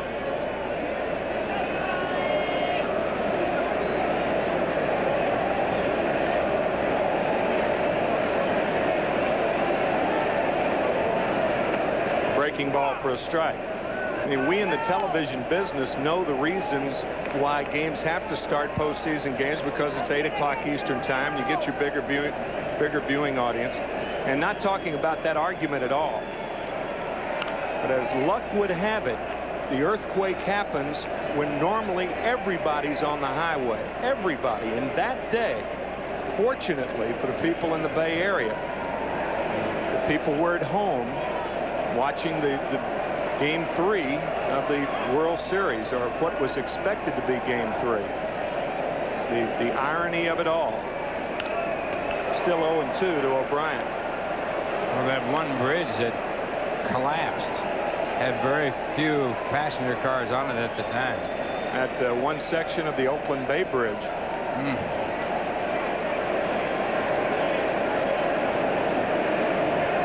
No balls, 2 strikes to Charlie O'Brien. 2 outs, 6-0. Mets on top here in the 5th. Little tapper, third base.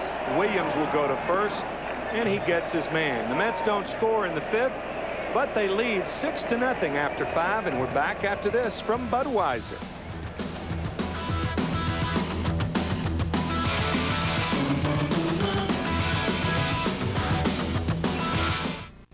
Rusty Staub for Budweiser. When your friendly bartender slides a cold butt across the bar to you, he's completing the final step in a quality control system that began in a field of golden barley. From the selection of the finest natural ingredients, to the slow, careful brewing and aging process, to the guys who take it off the trucks and put it on the shelves. Every step a Budweiser takes before it gets to you has only one objective: to put the freshest, highest quality product possible into your hands. So the clean, crisp, cold taste of the king of beers is something you can always count on. Budweiser's commitment to quality doesn't end when the beer rolls out the brewery gates. They ask for that same commitment from wholesalers and the distributors and retailers to make sure all that quality is carefully delivered right to you. When they say somebody still cares about quality, they're talking about everybody who helps bring you Budweiser. After all, New Yorkers, this Bud's for you. Tim McCarver and Ralph Kiner here at Shea Stadium, and if you're a Mets fan, you have every reason to be happy. But Ralph, between innings, we were talking about the earthquake, and you know, it's not macabre to think that there is a tie-in between today and what happened during the earthquake, especially in the Marina area. Joe DiMaggio, of course, lived in the Marina area, and his home there was severely damaged, and this happens to be the day that Joe DiMaggio extended his hitting streak to 56 consecutive games. And tomorrow, where did you go, Joe DiMaggio? Oh, boy. Kevin Mitchell on the first pitch takes the... You don't have to run those balls out. Mitchell with home run number 16, and it was no cheapie. Wow. Boy, did he crush that ball. It's now a 6-1 ball game. Well, the old adage when you have a 6-0 lead is make him hit his way on, and he certainly did every bit of that. Mitchell's second home run ever in his major league career against the Doctor. That's the 12th home run that Dwight Gooden has given up this year. And Mitchell now has 16 home runs in the year. High to Matt Williams. Well, it's a fastball, and Kevin Mitchell right on top of it. Oh. Crunch.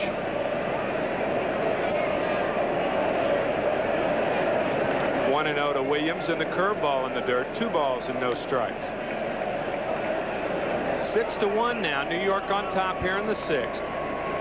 Kevin Mitchell putting the Giants on the board with home run number 16 on the year, and the 12th given up by Doc Gooden. That's another thing about Doc. He is giving up more long balls and at a more rapid rate than he has ever done it. 2-1 to Matt. Back in 1985, Gooden gave up 13 home runs. In 1986, he gave up 17. And this year, those are his 2 highest years. This year, he's already given up 12.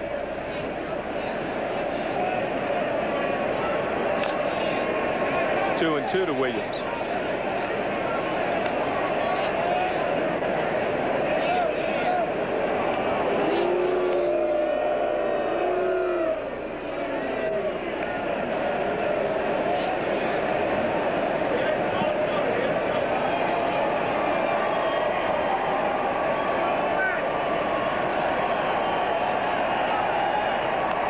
Inside, ball 3. 3-2 to Matt.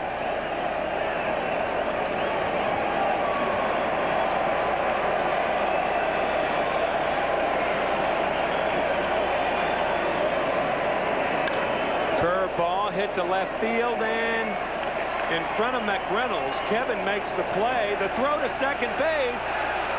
Not in time, as Williams has a double. So a home run by Mitchell to lead off the 6th inning, and now a double by Matt Williams on a 3-2 curveball.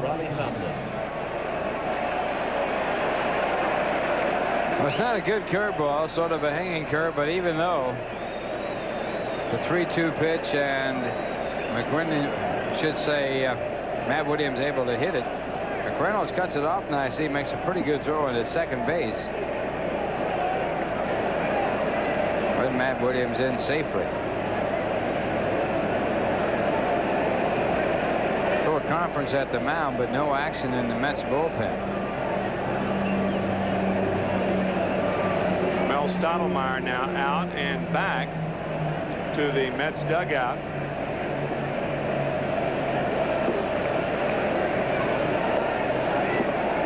Probably realizing more than anybody that the Mets are playing with a 23-man roster. The trade was made for Tim Burke yesterday. Ron Darling going to the Expos. You know about that.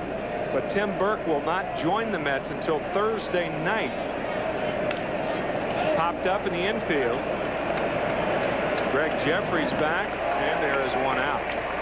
The reason for that is Tim's 3rd adopted child. He and his wife have 3 children. They've all been adopted. His 3rd child, Nicole, who is 10 months old, was adopted, and both parents realized that there would have to be a very serious operation, as most operations on 10-month-olds are. And Nicole is doing fine after undergoing open heart surgery this afternoon in Los Angeles. So Tim Burke will be here on Thursday night as Tom Spencer moves his outfielders around and Terry Kennedy to battle.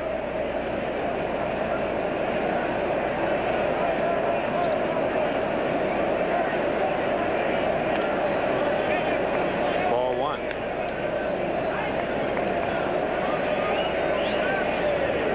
Mike Kingery has come into the on-deck circle to hit for pitcher Rob Beck.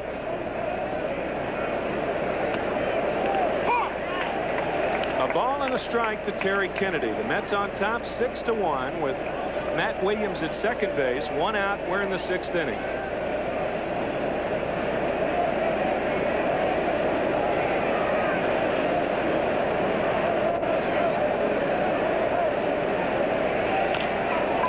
Kennedy jammed and he hits it off his foot, so he went from the kitchen to the basement.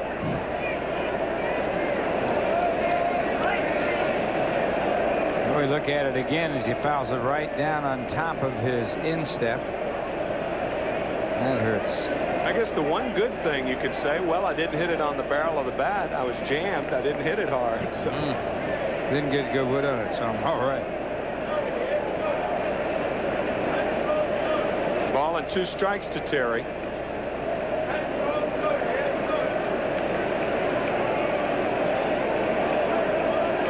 O'Brien wants the high fastball, and he got it to get him. 2 outs here in the 6th. Ladies and gentlemen, your attention, please. Batting for the pitcher, Ron Deck, will be number 26, Mike Kingery.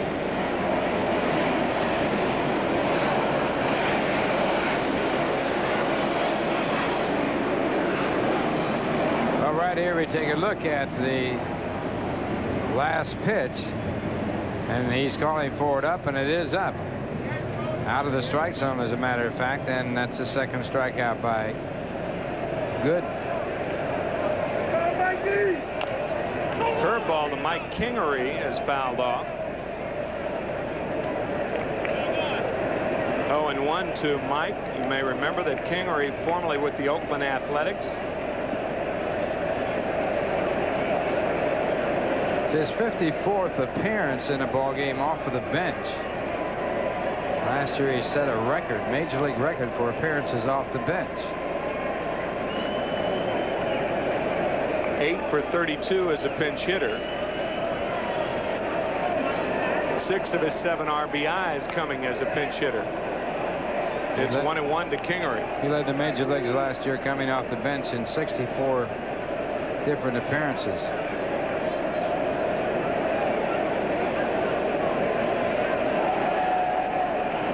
Gary Varsho, a 2-run homer in Pittsburgh, puts the Buccos back up 5-3, with Pittsburgh still batting in the bottom of the 6th inning, and we understand there has been a brawl in Pittsburgh, both benches emptying. Evidently there was a knockdown pitch after the Varsho homer. Darryl Kyle, the right-hander for the Astros, was thrown out of the game. So a ruckus in Pittsburgh. The Giants are on the board, but it's 6-1 Mets, middle of the 6th. We'll be back after this from Lexus.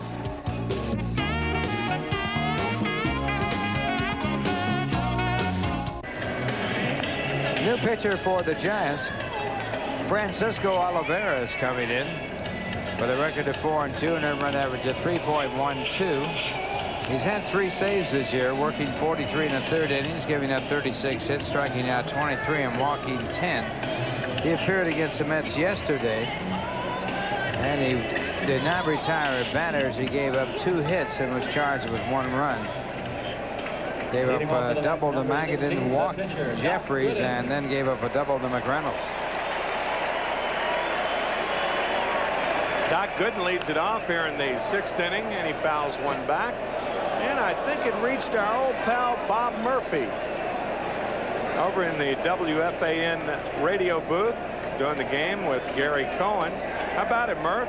That get you? Here's another one foul back. You worked with Murph and Lindsay for 17 years on WOR at the time. There's Bob. And numerous other radio stations. Fastball is high to Gooden, 1-2. We worked on one radio station you couldn't get in New York City. What? This one foul back. That's true.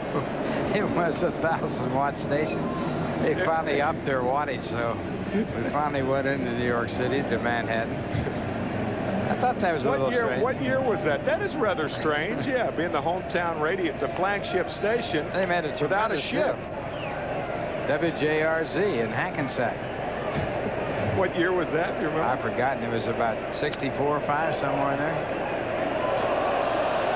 Still 1-2 to Gooden. The Mets thought they had made a terrific deal getting that station on. And who negotiated that thing?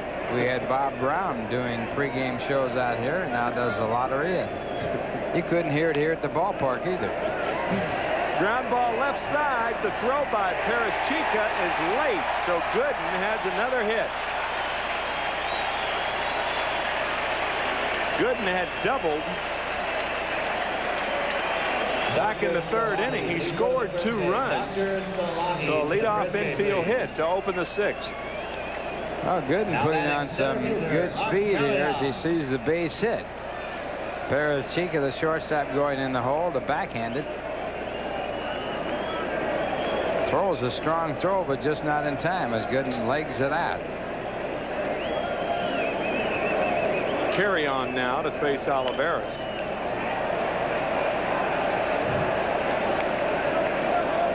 Well, we've talked many times about Doc Gooden and the fact that he's a tremendous athlete.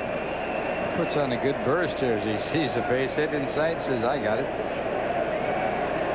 Amazing how fast you can run when you smell those base hits. Especially Gooden.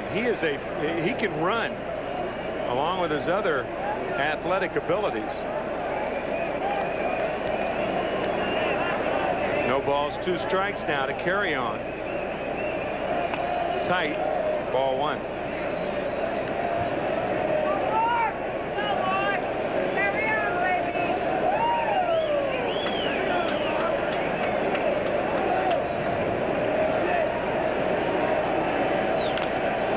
Ground ball up the middle. Bobbled by Paris Chica, but he does get the lead runner. Gooden, 1 out.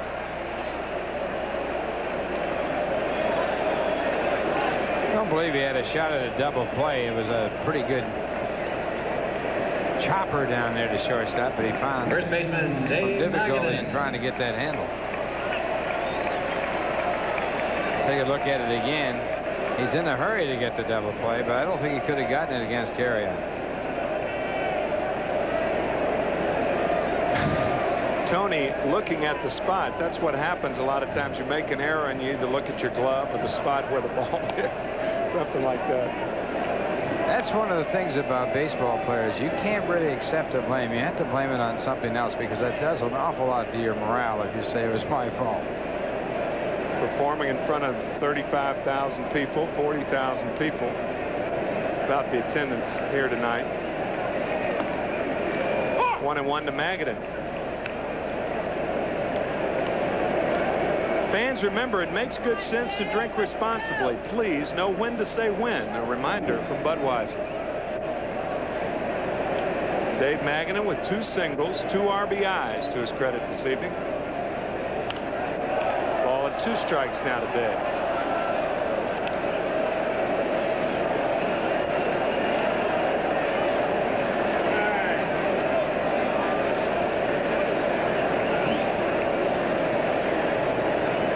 If you trip on the street, don't you look where you tripped? If you trip on a carpet, you look back at the carpet as though it's the carpet's fault. And often it is.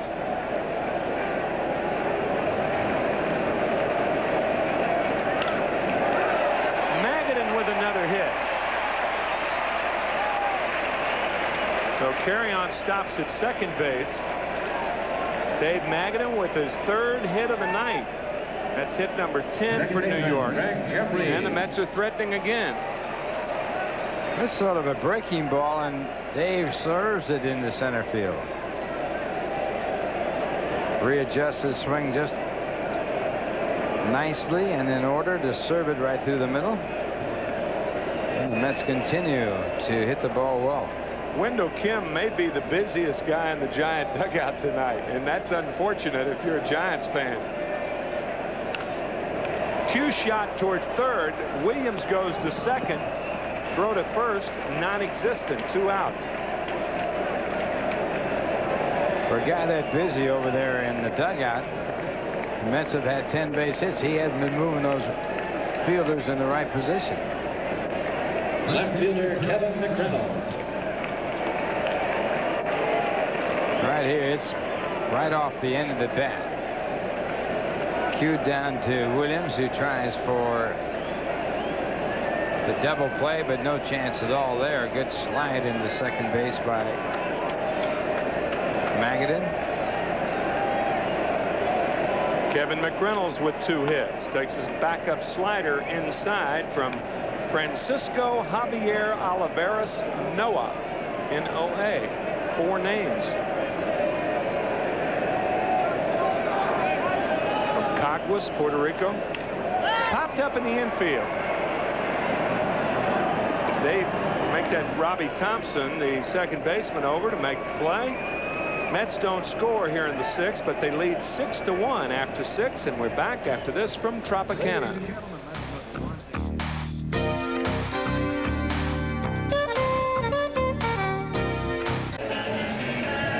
This night started off slowly. The Giants blowing an opportunity to score in the first inning when they had runners at first and third and nobody out. And then the Mets taking advantage in the 3rd inning, taking advantage of a hit by Charlie O'Brien, a brilliant deceptive ploy by Gooden squaring to bunt. He ended up with a double. They scored 4 in the 3rd, 2 in the 4th. They lead 6-1, and to take you through the rest of the way is not going to be Roger Craig. It's going to be Ralph Kiner. Okay, Tim McCarver, and it will be the Giants batting here in the top of the 7th inning, and Tony Perez-Chica will be the leadoff batter. Tony flied to right his first time up. Doc Gooden on the mound with a fastball, and it's ball 1.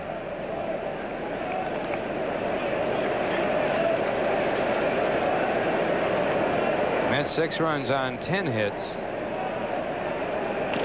and Gooden has given up 1 run on 6 hits. The 1 run coming on a home run by Kevin Mitchell. That was in the 6th inning. 2-0 the count to Perez-Chica. Roger Craig. And a strike call, 2-1. Ralph, you could see that frustration at the beginning of the 7th inning. Craig with his hat off and everything. About a month ago was taken into the hospital for observation. Chest pains, tightness in the chest. Jim Leland recently with chest pains. Taken off a flight. I think a flight was diverted with Jim on the plane. Flying back to Pittsburgh. Yeah. But it just gives you an idea of how very difficult that job is. Oh, buddy. Almost on cue. Buddy takes his hat off. And he's leading 6-1. Yeah. And that pitch for a ball, so it's 3-2. But then you'll find people like Joe Torre having a really nice way of making a living as a broadcaster, taking the job as manager of the St. Louis Cardinals. Strike 3 as Gooden picks up his 3rd strikeout in a row. His 3rd, 4th, and 5th. Center fielder Darren Lewis. That'll bring up Darren Lewis, who has 2 hits and 3 at-bats. Matter of fact, Lewis has been on 3 times. He reached on an error in his 3rd at-bat. Now, the best manager this franchise ever had died, Gil Hodges, in spring training of when 72, I guess. A heart attack. It is a tough job. He had a original heart attack while pitching batting practice in Atlanta, and then was recovered, and then in the spring training season of the strike season in spring training, when he had another, and that killed him almost instantly. And he's in the Mets Hall of Fame. Number 14, Gil Hodges, who led the Mets to the championship in 1969. That was April 2nd, 1972. Original heart attack was in 1968. 2 strikes to count. And the fastball for a ball, 1-2.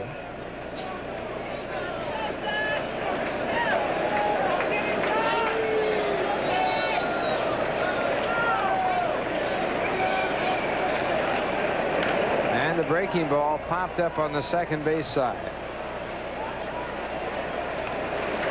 Jeffries makes the play for the second out of the inning, and that'll bring up Mike Felder. The doctor tonight, 6 2/3 innings. He has given up six hits, allowed 1 run, the home run by Kevin Mitchell, struck out 5 and walked none. Doctor with 115 strikeouts so far this year. David Cohn leads the National League in strikeouts with 126, and Tommy Glavine with 116. And there's a strike.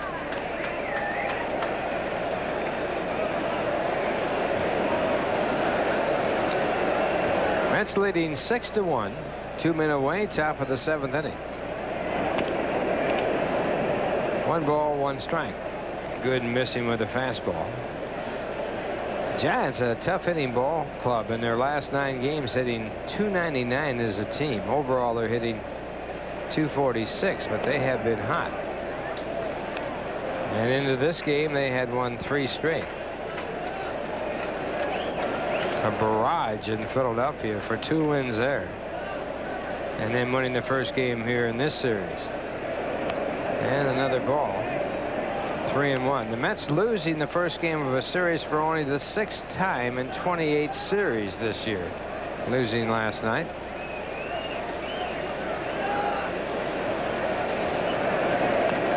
And Gooden walks his first man.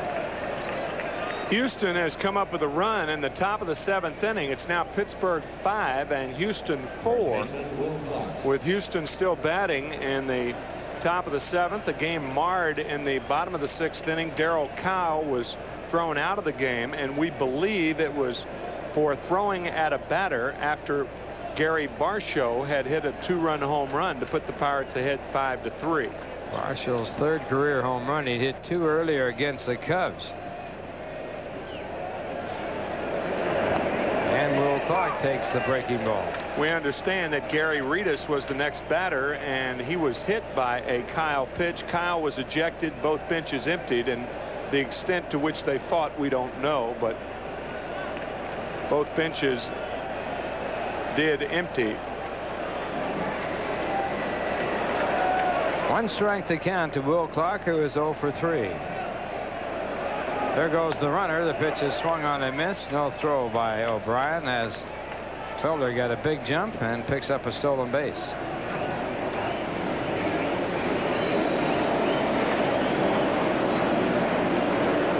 Felder's 20th stolen base in 24 attempts. Make that 25 attempts. He was picked off first base on a big play in this ball game in the 1st inning. 2-strike pitch, fouled back out of play. In the 1st inning, Lewis led off with an infield base hit and stole 2nd. Felder was safe on an error, leaving runners at 1st and 3rd, and with nobody out, runners at 1st and 3rd in the 1st inning, and Gooden off to a rocky start. Felder got picked off at 1st and was tagged out. That changed the whole complex of the Giant attack in the 1st. They did not score. And a wild pitch there. And Felder goes over to 3rd.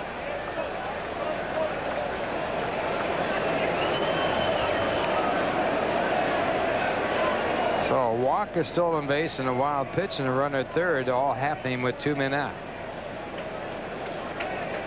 3rd wild pitch by Gooden this year.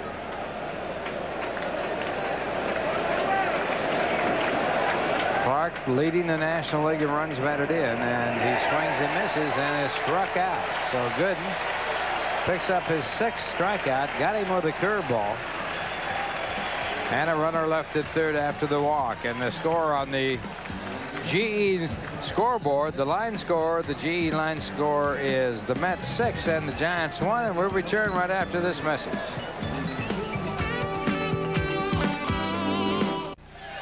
Well, the Mets and Carvel have teamed up for an exciting new promotion, the Carvel Cool Pitch Contest. Every Sunday home game until September 8th, the fan will receive a chance at some exciting prizes courtesy of Carvel. All they have to do is throw strikes right through the Carvel catcher's mitt. If they make it once, they receive a Carvel Classic cake. If it goes through twice, they receive a Carvel Classic cake plus a Mets baseball jacket. And if they throw 3 strikes, the grand prize is a Mets baseball jacket and a free Carvel Classic cake every month for an entire year. Just visit your participating Carvel for entry details. All right, also fans, get those creative juices flowing because Emerson Banner Day is coming up on Sunday, August the 4th. Prior to the 3:10 game against the Chicago Cubs, the traditional Banner Day parade will take place on the field. Winning banners will be awarded valuable prizes courtesy of Emerson Radio. Call Ticketmaster at 718-507-0303 to charge tickets, or you can call 718-507-TIXX for more information. Join the celebration today. And the Mets celebrating a 6-1 lead here as they bat in the bottom of the 7th inning. Howard Johnson will lead it off. Howard with a run batted in. 0 for 2 tonight. And he takes the first pitch, ball 1. Francisco Olivares on the mound for the Giants. The third pitcher used by Roger Craig. And this one is popped up and playable. The third baseman, Matt Williams. 1 away.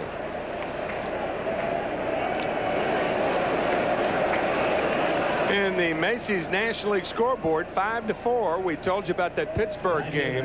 Philadelphia over the Dodgers 3-1, with the Dodgers batting in the top of the 9th inning. Cincinnati rebounding. They scored 4 in the first. The Cardinals tied it in the 4th inning, and Cincinnati now leads 6-4 in the 8th.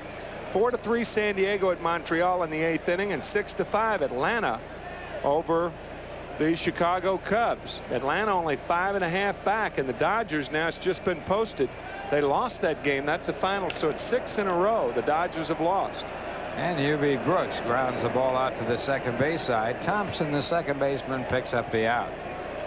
Boy, the Dodgers really, since the All-Star break, came into tough times. 6 in a row. Cincinnati's lost 7 in a row. The Giants starting their action. 11.5 games back of the Dodgers. If they could get something going, they might be able to get back in the race. Atlanta, if they win that game tonight, they will have picked up 5 games on the Dodgers in 6 days since the All-Star break. Now the batter, Kevin Elster, taking ball 1. Elster in this game 1 for 2 with a walk. Dodgers in town Thursday night, Friday night, Saturday afternoon, and Sunday afternoon. And both games, Saturday and Sunday, are sellouts. But there are still tickets available, not only for tomorrow afternoon's game against the Giants starting at 1:35, but for Thursday and Friday night's game against the Dodgers, games against the Dodgers. And Sid Fernandez scheduled a pitch on Friday night against the Dodgers. That'll be his first start of the year after the broken arm in spring training. Coming back against the team from which he was traded. He was 0-1 with the Dodgers before he was traded away, and that loss was to San Francisco. 2 balls, 1 strike to Kevin Elster. 3 balls and 1 strike. Tomorrow, a day game. It'll be a 1:40 start. Frank Viola on the mound for the Mets, looking for victory number 12. He'll be opposed by Bud Black, who is 6-8 for the year. 3-2 the count.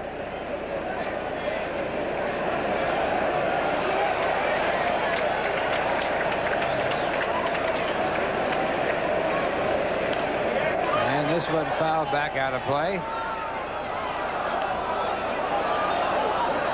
In the bullpen for the Mets, Alejandro Pena starting to warm up.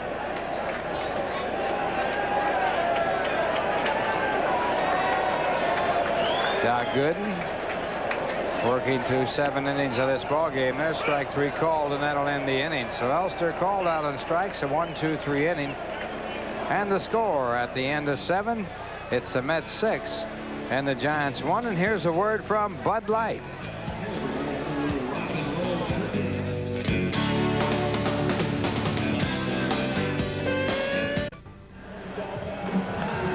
Well, back here at Shea Stadium, the Mets leading by a score of 6-1.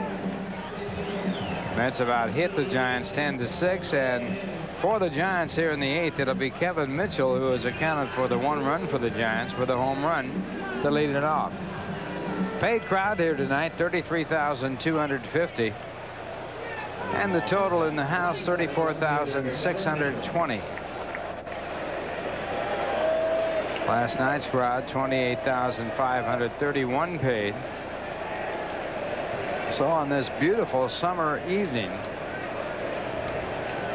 Mets in their 2nd game with the Giants. Tomorrow an afternoon ball game as the doctor works here in the 8th. And the first pitch sliced out to right as Mitchell singles on Gooden's first pitch here in the 8th inning. Take a look at the American League scoreboard. The Yankees losing to Seattle. New York has lost 3 in a row. Seattle has won 3 in a row. Texas over Detroit 5-4. That game in the bottom of the 8th. Milwaukee over Minnesota in the 8th inning, 2-1. 2-0. Boston over the Pale Hose at New Comiskey. That game in the 8th inning. 1-0 Toronto over Kansas City in the 6th. Cleveland at Oakland. Baltimore at California later on. And the batter, Matt Williams, and he goes after the first pitch and drills a single to left field. So 2 pitches and 2 base hits as the Giants hope to rally back in this game.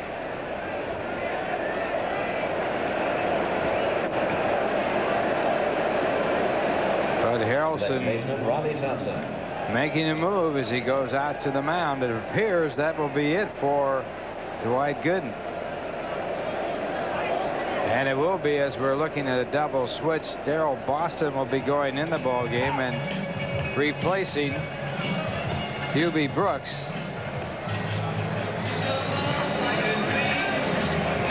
And a new pitcher coming in for the Mets. Boston will go to center field, and Carrion, who was in center field, will move to right field with Brooks out of the game.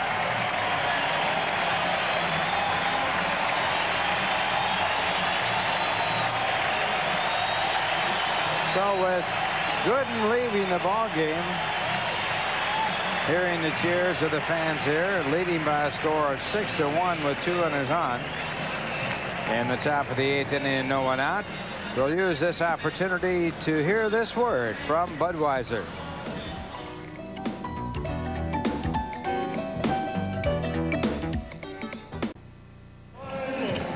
Bud Harrelson making a double switch. Darrell Boston coming into the ball game to bat in the 9th position in the batting order.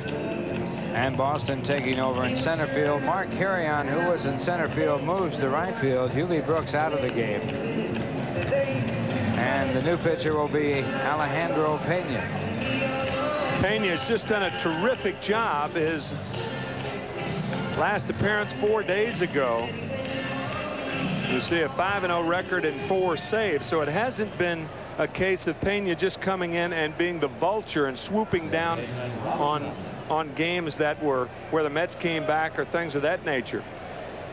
He has had some real quality relief appearances throughout the year. He has done a whale of a job for New York.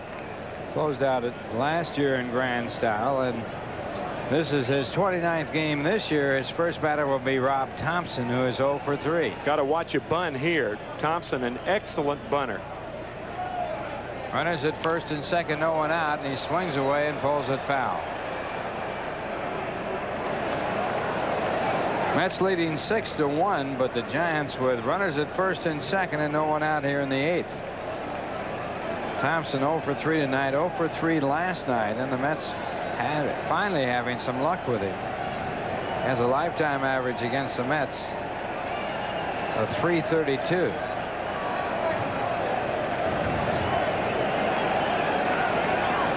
And the breaking ball swung on and fouled back out of play. Good pitch by Pena.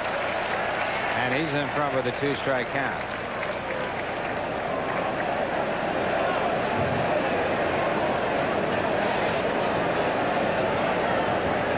Good slider to Robbie Thompson. Thompson, a devastating high ball hitter. He can be pitched to, but who can't? If you make pitches like that, you can pitch to anybody. 2 strikes to count. Back with a fastball for a ball. It's 1-2.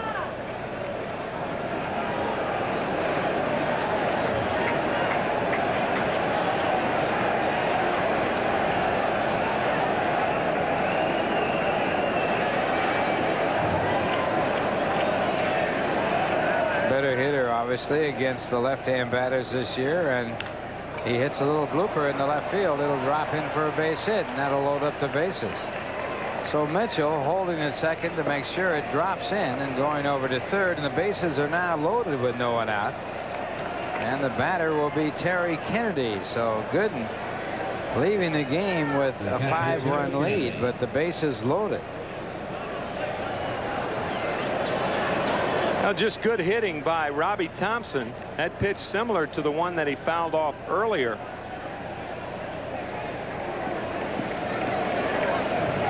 So Mitchell at third base led off the inning with a single on his first pitch.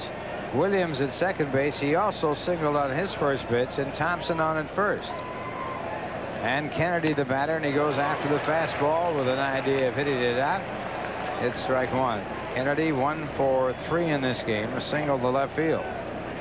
Terry's not going to hit that pitch out. If that ball were down by about 2.5 feet, he'd hit that one out. That ball down, he is as Thompson was a high ball hitter, Kennedy's a low ball hitter. Signal goes down for a low pitch, and that pitch taken on the inside corner for strike 2. So again, Phenia in front with a 2-strike count.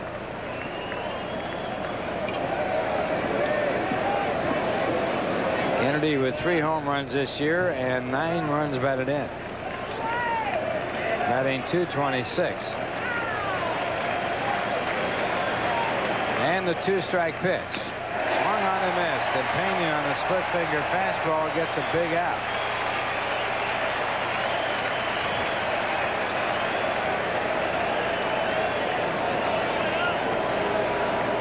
Good morning, good afternoon, and good night to Terry Kennedy. So now the pitcher is due up. We're going to have a pinch hitter. It's going to be Leonard as a pinch hitter. Mark Leonard, who was hitting .316 at Phoenix this year before being brought up, with 6 home runs and 18 RBIs in 19 games. And he gets a fastball for ball 1.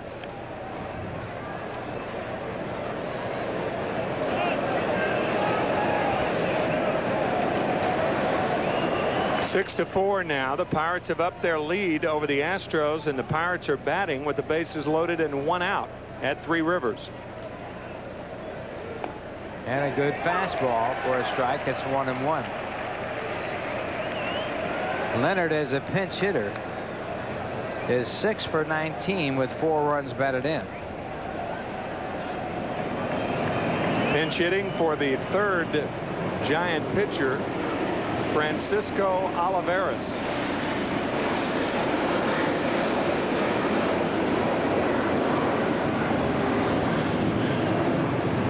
One man away. The bases loaded. The Mets leading 6-1. We're in the top of the 8th inning. The 1-1 pitch swung on and missed, and it's 1-2. So with Francisco Olivares out of there, I guess you could say that the Giants are sans Francisco.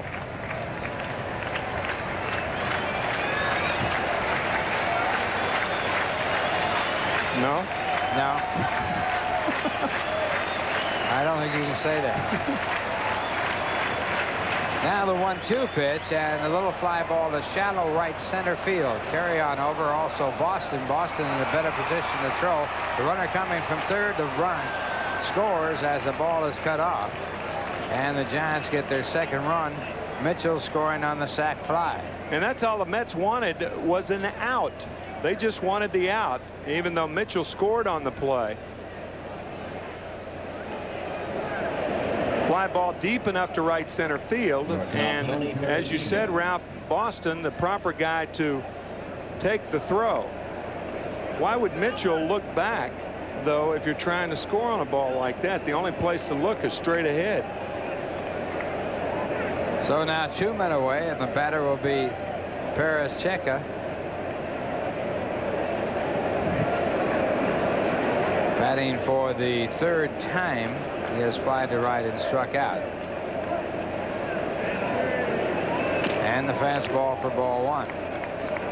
That run that scored will be charged against the record of Dwight Gooden. He now has been charged with 2 runs, while giving up a total of 8 base hits, striking out 6.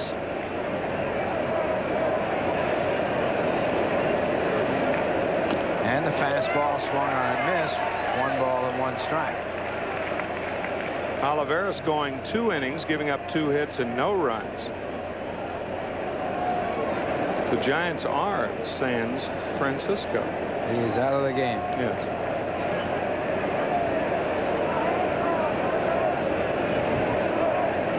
And the 1-1 pitch is taken for a ball, and it's 2 balls and 1 strike.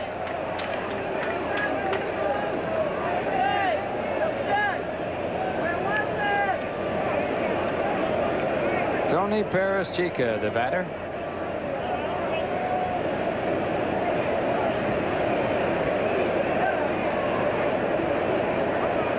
Runners at first and second base.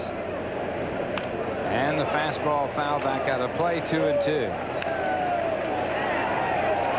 Dr. Salahi, please go to the press gate. Dr. Salahi to the press gate, please. Roger Craig. Standing next to Bob Lillis. Bob Lillis, formerly the manager of the Houston Astros, and is now Rogers' bench manager. Craig and Lillis together with the Dodgers back in the 50s. 2-2 the count. And 3-2. Lillis, a shortstop for the Houston 49ers. Colt 49ers back in 1962. Now the Houston Astros. Court 45ers, huh? San Francisco 49ers, the Colt 45ers. Here's the 3-2 pitch.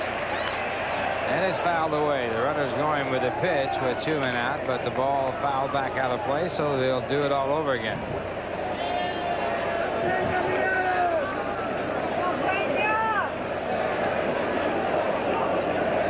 Good crowd on hand here tonight.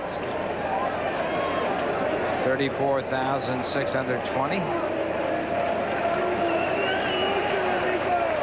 And hoping to see the Mets, a large majority hoping to see the Mets break their 2-game losing streak and end the Giants' 3-game winning streak. Again, the runners will go. The 3-2 pitch is ball 4, and that will load them up. So the tying run will be at the plate. You're right, that loads them up and gets them up. The Giants load the bases, and the Mets bullpen gets up as Mel Stottlemyre now is out to talk to Alejandro Pena.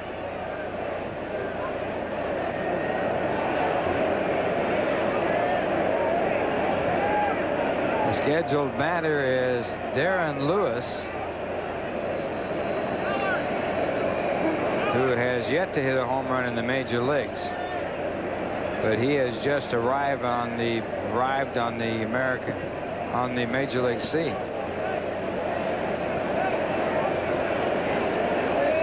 And John Franco starts to toss in the bullpen for the Mets. Mets leading 6-2. The Giants with the bases loaded. And the Mets outfielders reminding themselves that on a ball hit in the gap, you throw the ball to second base, because Lewis represents the tying run, potential tying run. Don't throw the ball home. Throw the ball to second base, because the Giants are running out of outs. Pena missing with a fastball for ball 1. Lewis in this game 2 for 4.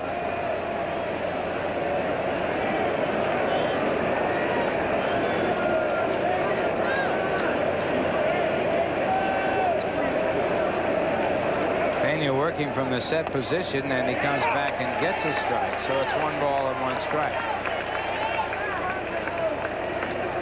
Dwight Gooden started the inning, gave up 2 hits on his first 2 pitches and left the ball game. Pena coming in, gave up a base hit to load up the bases.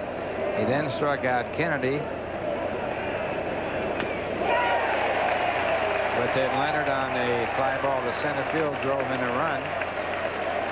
Perez Chica walked to load up the bases, and the count now 1-2 on Darren Lewis. Giants without the services of Willie McGee. Now the 1-2 spot. That will end the inning, and the strikeout by Alejandro Pena leaves 3 men on base. 1 run scores on 3 hits, and the score at the end of 7.5 innings, it's the Mets 6 and the Giants 2. And here's a word from Exxon.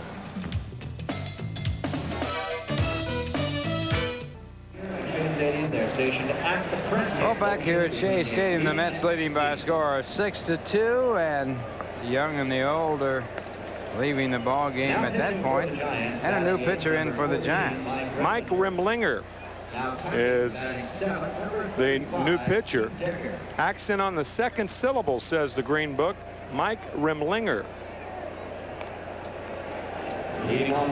Left-hander that when the trade was made for Steve Bedrosian, you remember the Phillies traded Bedrosian to the Giants for Dennis Cook, Terry Mulholland,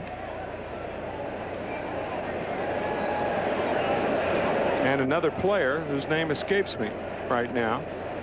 But Mike Remlinger was supposed to be in there in that trade, as Steve Decker is in to do the catching now.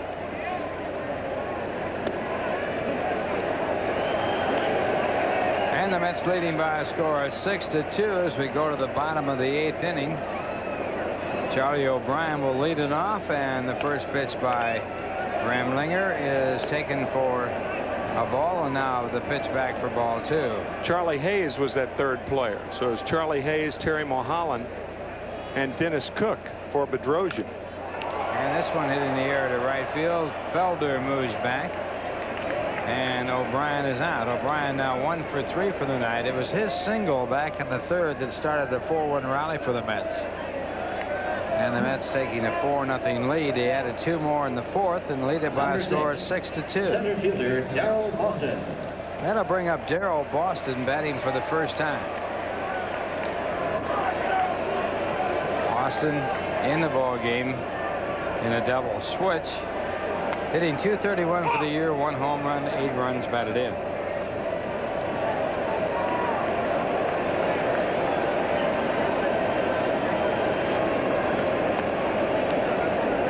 Pitch a ball, so they counted 1 ball and 1 strike. Mike Remlinger from Plymouth, Mass.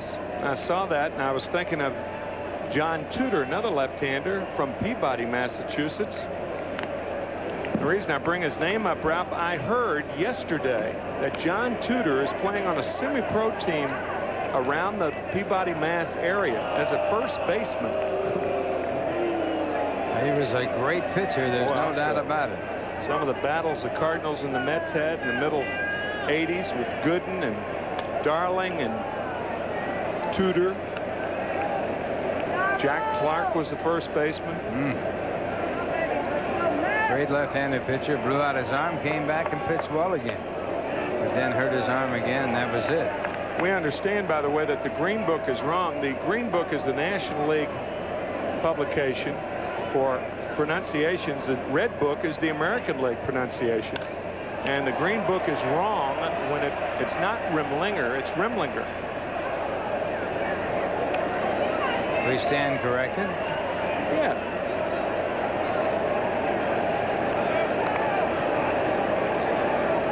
Three and 2 the count to Darrell Boston. 1 man out, bottom of the 8th inning.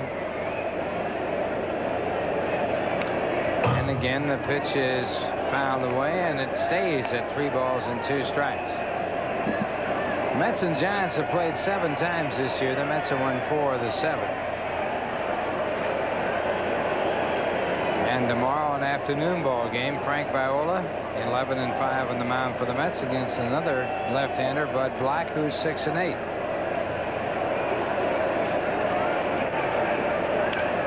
And another foul ball. After the Giants leave town tomorrow afternoon, it'll be the Dodgers playing over the weekend, Thursday, Friday, Saturday, and Sunday. Then the Mets go to the West Coast, playing San Francisco, San Diego, and L.A. And when they finish that West Coast trip, they'll be all through with all three of the teams on the West Coast in the National League. This one again foul, way foul. So the count remains at 3-2. During the season. During the regular season.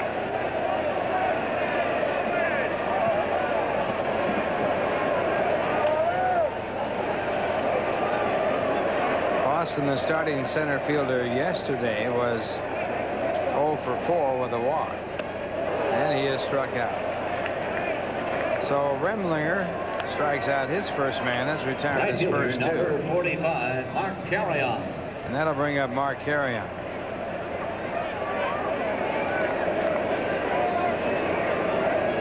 If the Mets do make it to postseason this year, they will have done more than their World Championship season or the 1988 season, because they will have overtaken a better club in the Pittsburgh Pirates. I think Pittsburgh, man for man, with the ways that they can beat you, has the best team in baseball. They certainly have the best record in baseball. And the pitch is high to Carrion for ball 2. The Dodgers losing again tonight to the Phillies 3-1. And the Dodgers now have lost 6 in a row. And that's ball 3, so it's 3 balls and no strikes to Carrion, who is 0 for 3 with a walk and a run scored.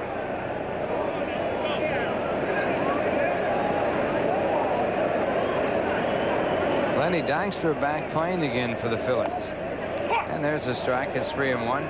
His return in Philadelphia was made with mixed results. Some of the fans booing him and some of the fans cheering him. But he is a vital cog in that ball club's operation. And there's ball 4. So Carrion walks on the pitch and his second walk in the game. Here's our Nobody Beats a Wiz game summary. Mitchell a home run and a single. Matt Williams a single and a double. The Mets, Jeffries with a single and 2 runs batted in. Magadan with 3 hits. The ball game has 2 RBIs. And McReynolds with 2 hits with 1 RBI. And the Mets leading 6-2 over the Giants as they bat here in the bottom half of the 8th inning with Dave Magadan looking for hit number 4. Magadan 3 for 4 tonight. And he fouls off the fastball.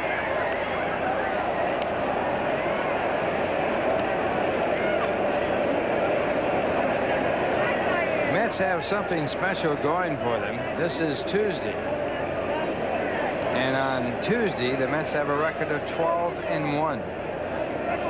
Their only loss to Pittsburgh on April 16th. It's Tuesday in April. So you talk about a guy he's out. Who doesn't care about anything. He doesn't care whether it's Tuesday. He's looking forward to Wednesday.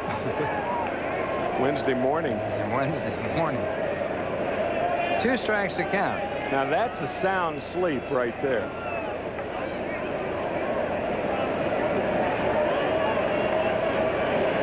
Toss to first base and Carrion back.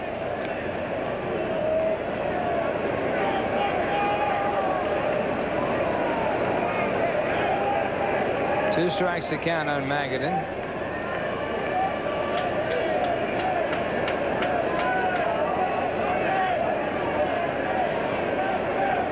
And Remlinger with a fastball, and it's hit to right field for a base hit. So Magadan with a 4-hit game as he singles Carrion the second. Second baseman, Gregg Jeffries.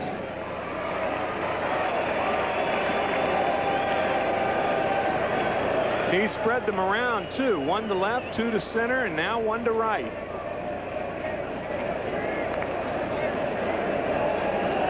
Big night for Dave Magadan. 4 for 5 with 2 RBIs.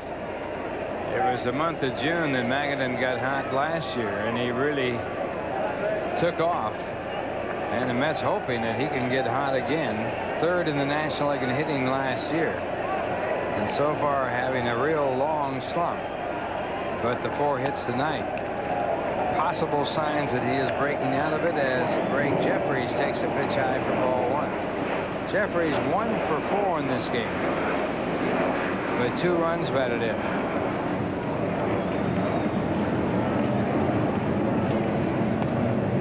Ball 2, 2-0.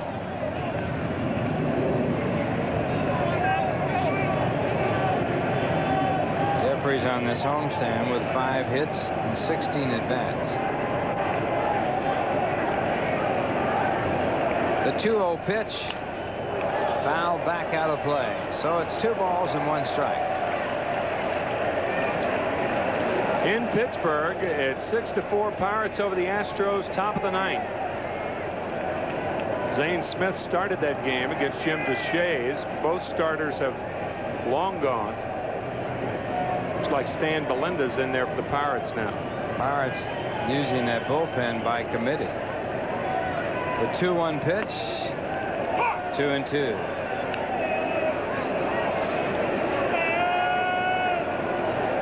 If the Pirates win that ball game, they will extend their winning streak to 7. They've had a 9-game winning streak this year, the longest in the National League, a 10-game winning streak by the Mets. The 2-2 pitch, chopped out to the mound. Remlinger with an easy play at first base, and he picks up the out that retires the side. So the Mets threaten and don't score. A base hit, a walk, and 2 men left on, and the score at the end of 8. It's the Mets 6 and the Giants 2, and here's a word from your Tri-State Lincoln Mercury dealer.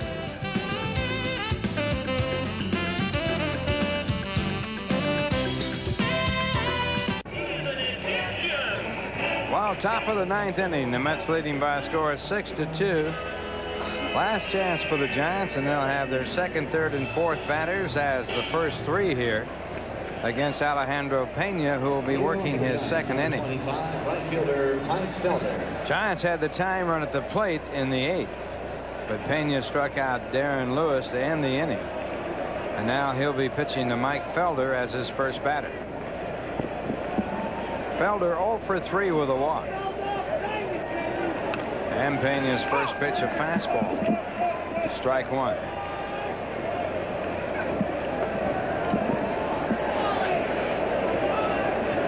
Mets guarding against the possibility of a bunt for a base hit, and that pitch a high pitch for ball 1. 1 ball and 1 strike.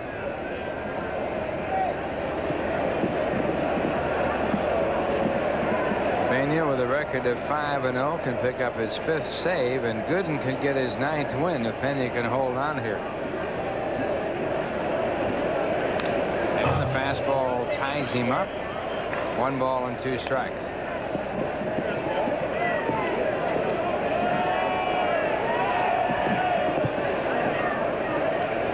Felder hitting .275 for the year.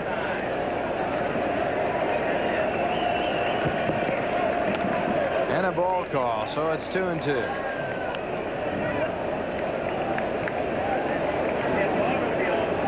Mets have won 23 games at home while losing 20.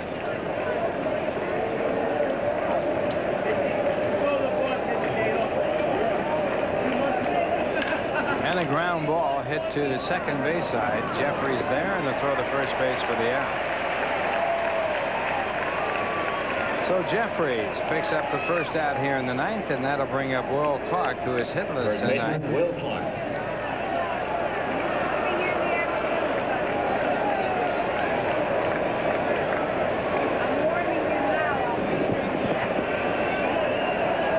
Clark batting for the first time against Pena. And the first pitch, ball 1.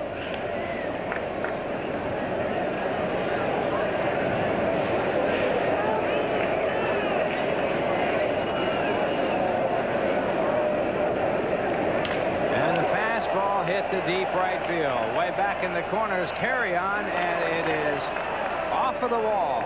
Clark to second base and holding there, and the Giants keep it going.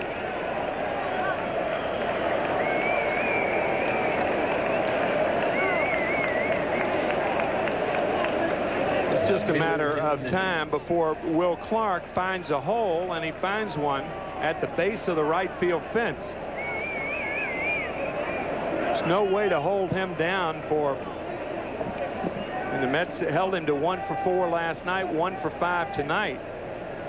He's not going to do any better than that against a guy of his caliber as a hitter.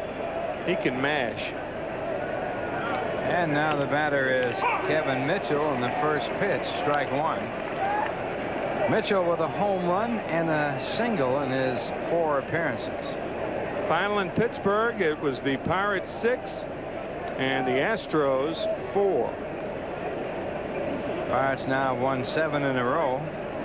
And the Mets have to win here tonight to remain 4.5 games back. And Mitchell fouls a fastball back, strike 2.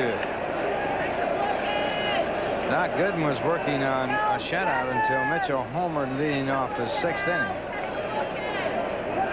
He also started the rally for the Giants' 2nd run with a single to right field in the 8th. His home run off of Gooden, the 2nd in his major league career against the Doctor. 2 strikes to count, and the curve way away, and it's 1-2.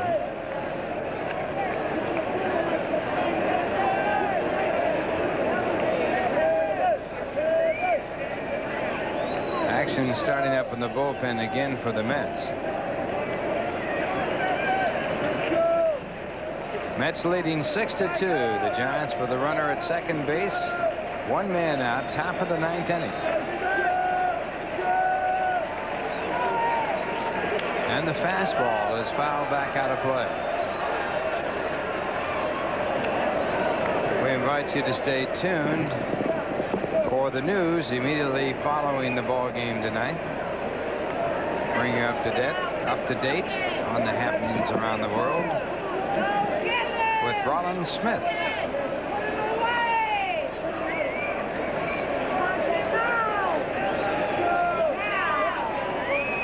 One ball and 2 strikes to count. And it is just outside, 2-2.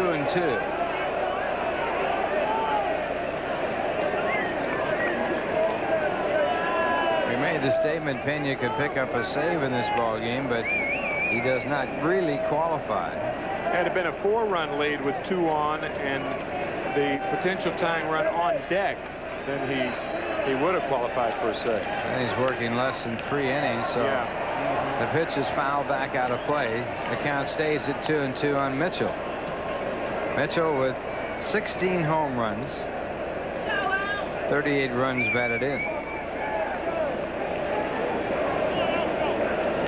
287 career average against the Mets.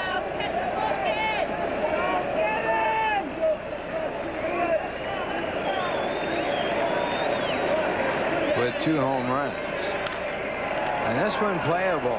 So a fly ball out to shallow right field. Carrion is there. And he makes the catch. Clark back to second. And the Giants down to their last out. And we have the dangerous Matt Williams coming up. Third baseman, Matt Williams. Williams 2 for 3 tonight. He also was hit by a pitched ball. Doubled in the 6th inning and singled in the 8th. His base hit in the 8th, knocking Gooden out of the box. If you're the runner at second base, this may sound like a moot point, and it may very well be a moot point, but with when you're 4 runs back, a ball hit to the left side of the infield, and you're on second base, as Clark is, you got to be very careful going to third base. You got to really make sure, because the only play on you may be the shortstop to the third baseman, or the third baseman making a tag or something like that. It's a good point and a very integral point. Ball hit in the hole and the shortstop unable to throw the runner out, and if you get caught going to third in that spot, it would end the ball game. And this ball fouled straight back out of play, and it's 1-1, and that ball going by here like a locomotive. Like we're in a shooting gallery. Fortunately, right over the top of the broadcast booth. 1-1 to Matt Williams, who has been a hot batter. And he takes ball 2, 2 balls and 1 strike.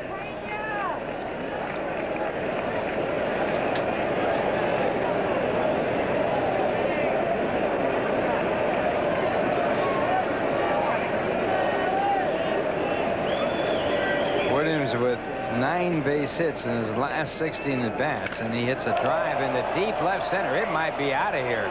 It's up there, going, and it is gone. Goodbye.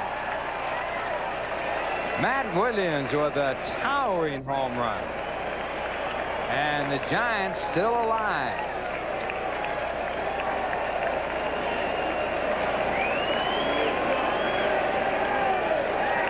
Those 3 guys in the middle of the order, that back to back to back, the Giants can put those guys in there with the best of them. And now Buddy Harrelson coming out to make a double switch.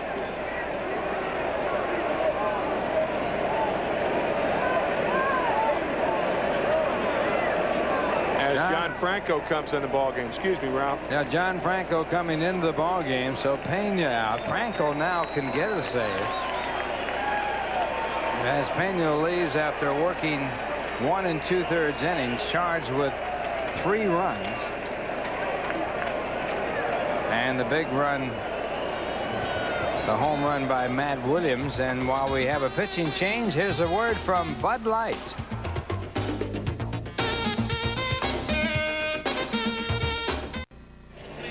Keith Miller will take over at second base in a double switch.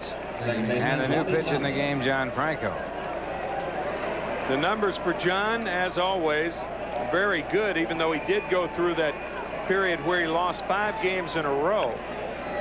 Weird hits. And it all started back on May 18th when a double switch was made in the 8th inning with the Mets on top 2-0. And the double switch was Miller and Franco. That was against the Dodgers at Dodger Stadium.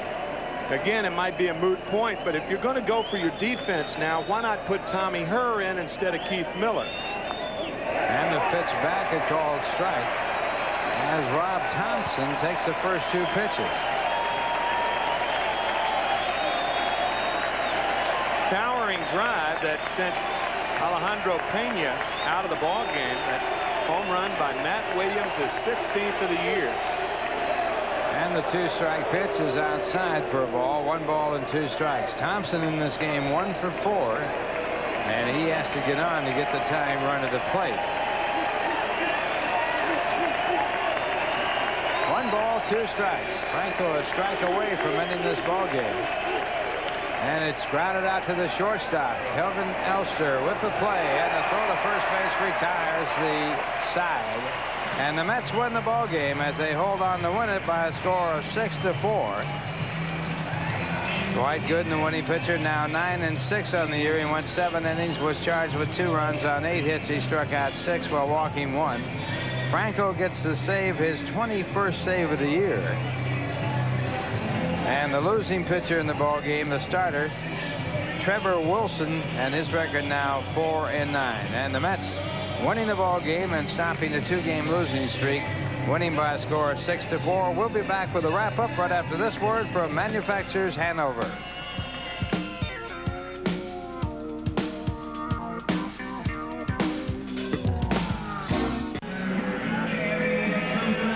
Thanks, Roland. And back here at Shea Stadium, the Mets won it by a score of 6-4 as they held on to win the ball game after taking a 4-0 and a 6-0 lead. And the Mets stopping their 2-game losing streak and staying abreast of the Pittsburgh Pirates, who won their ball game. The Mets still 4.5 games back.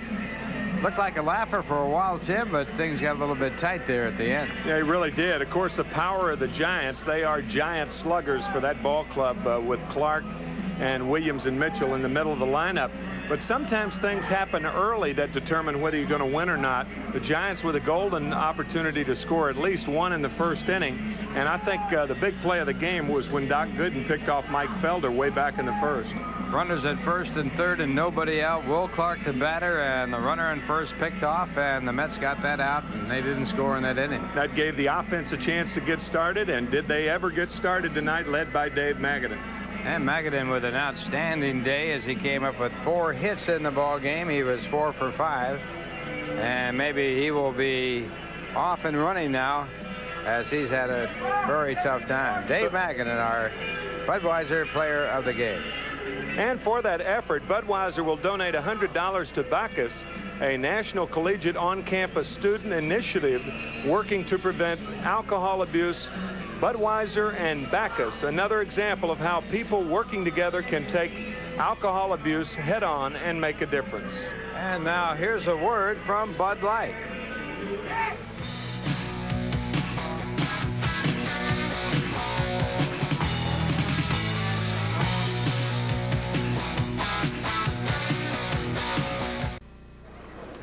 Well, checking out our AT&T Long Distance Award, as you see, the Mets won it by a score of 6-4. Winning pitcher was Doc Gooden, and Gooden, working 7 innings, gets 144.2 points now in his bid to win the AT&T Long Distance Award. After every game this season, points are awarded to Met pitchers for this contest. Here's how it works. For every inning pitch, you get a point, and they also add in the fractions. And if a pitcher gets a complete game, he gets credit for that. It gets a bonus point. At the end of the season, the man on top will win the AT&T Long Distance Award. All right, Ralph, New York Mets Baseball 91 has been brought to you by Bud Light. Everything else is just a light. By GE, from satellites to medical systems, we bring good things to life. By AT&T Long Distance, all you need to reach out. By MetLife, get Met, it pays. By your New York, New Jersey, Connecticut, Lincoln Mercury dealer, where you'll find the all-new 1992 Grand Marquis.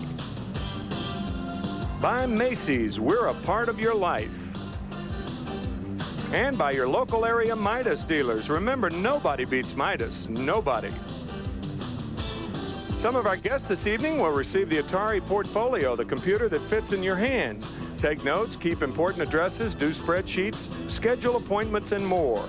The Atari Portfolio, available at J&R Computer World. Also, a portable compact disc player from Kenwood. Back for over 30 years in the U.S. consumer electronics market, Kenwood now brings you the LVD 700 multi-disc player for the next level of home video entertainment. Fans, be with us again tomorrow afternoon at 1:30 when the Mets take on the San Francisco Giants. Game time 1:40 tomorrow. Mets Baseball 91 is produced and directed by Jeff Mitchell.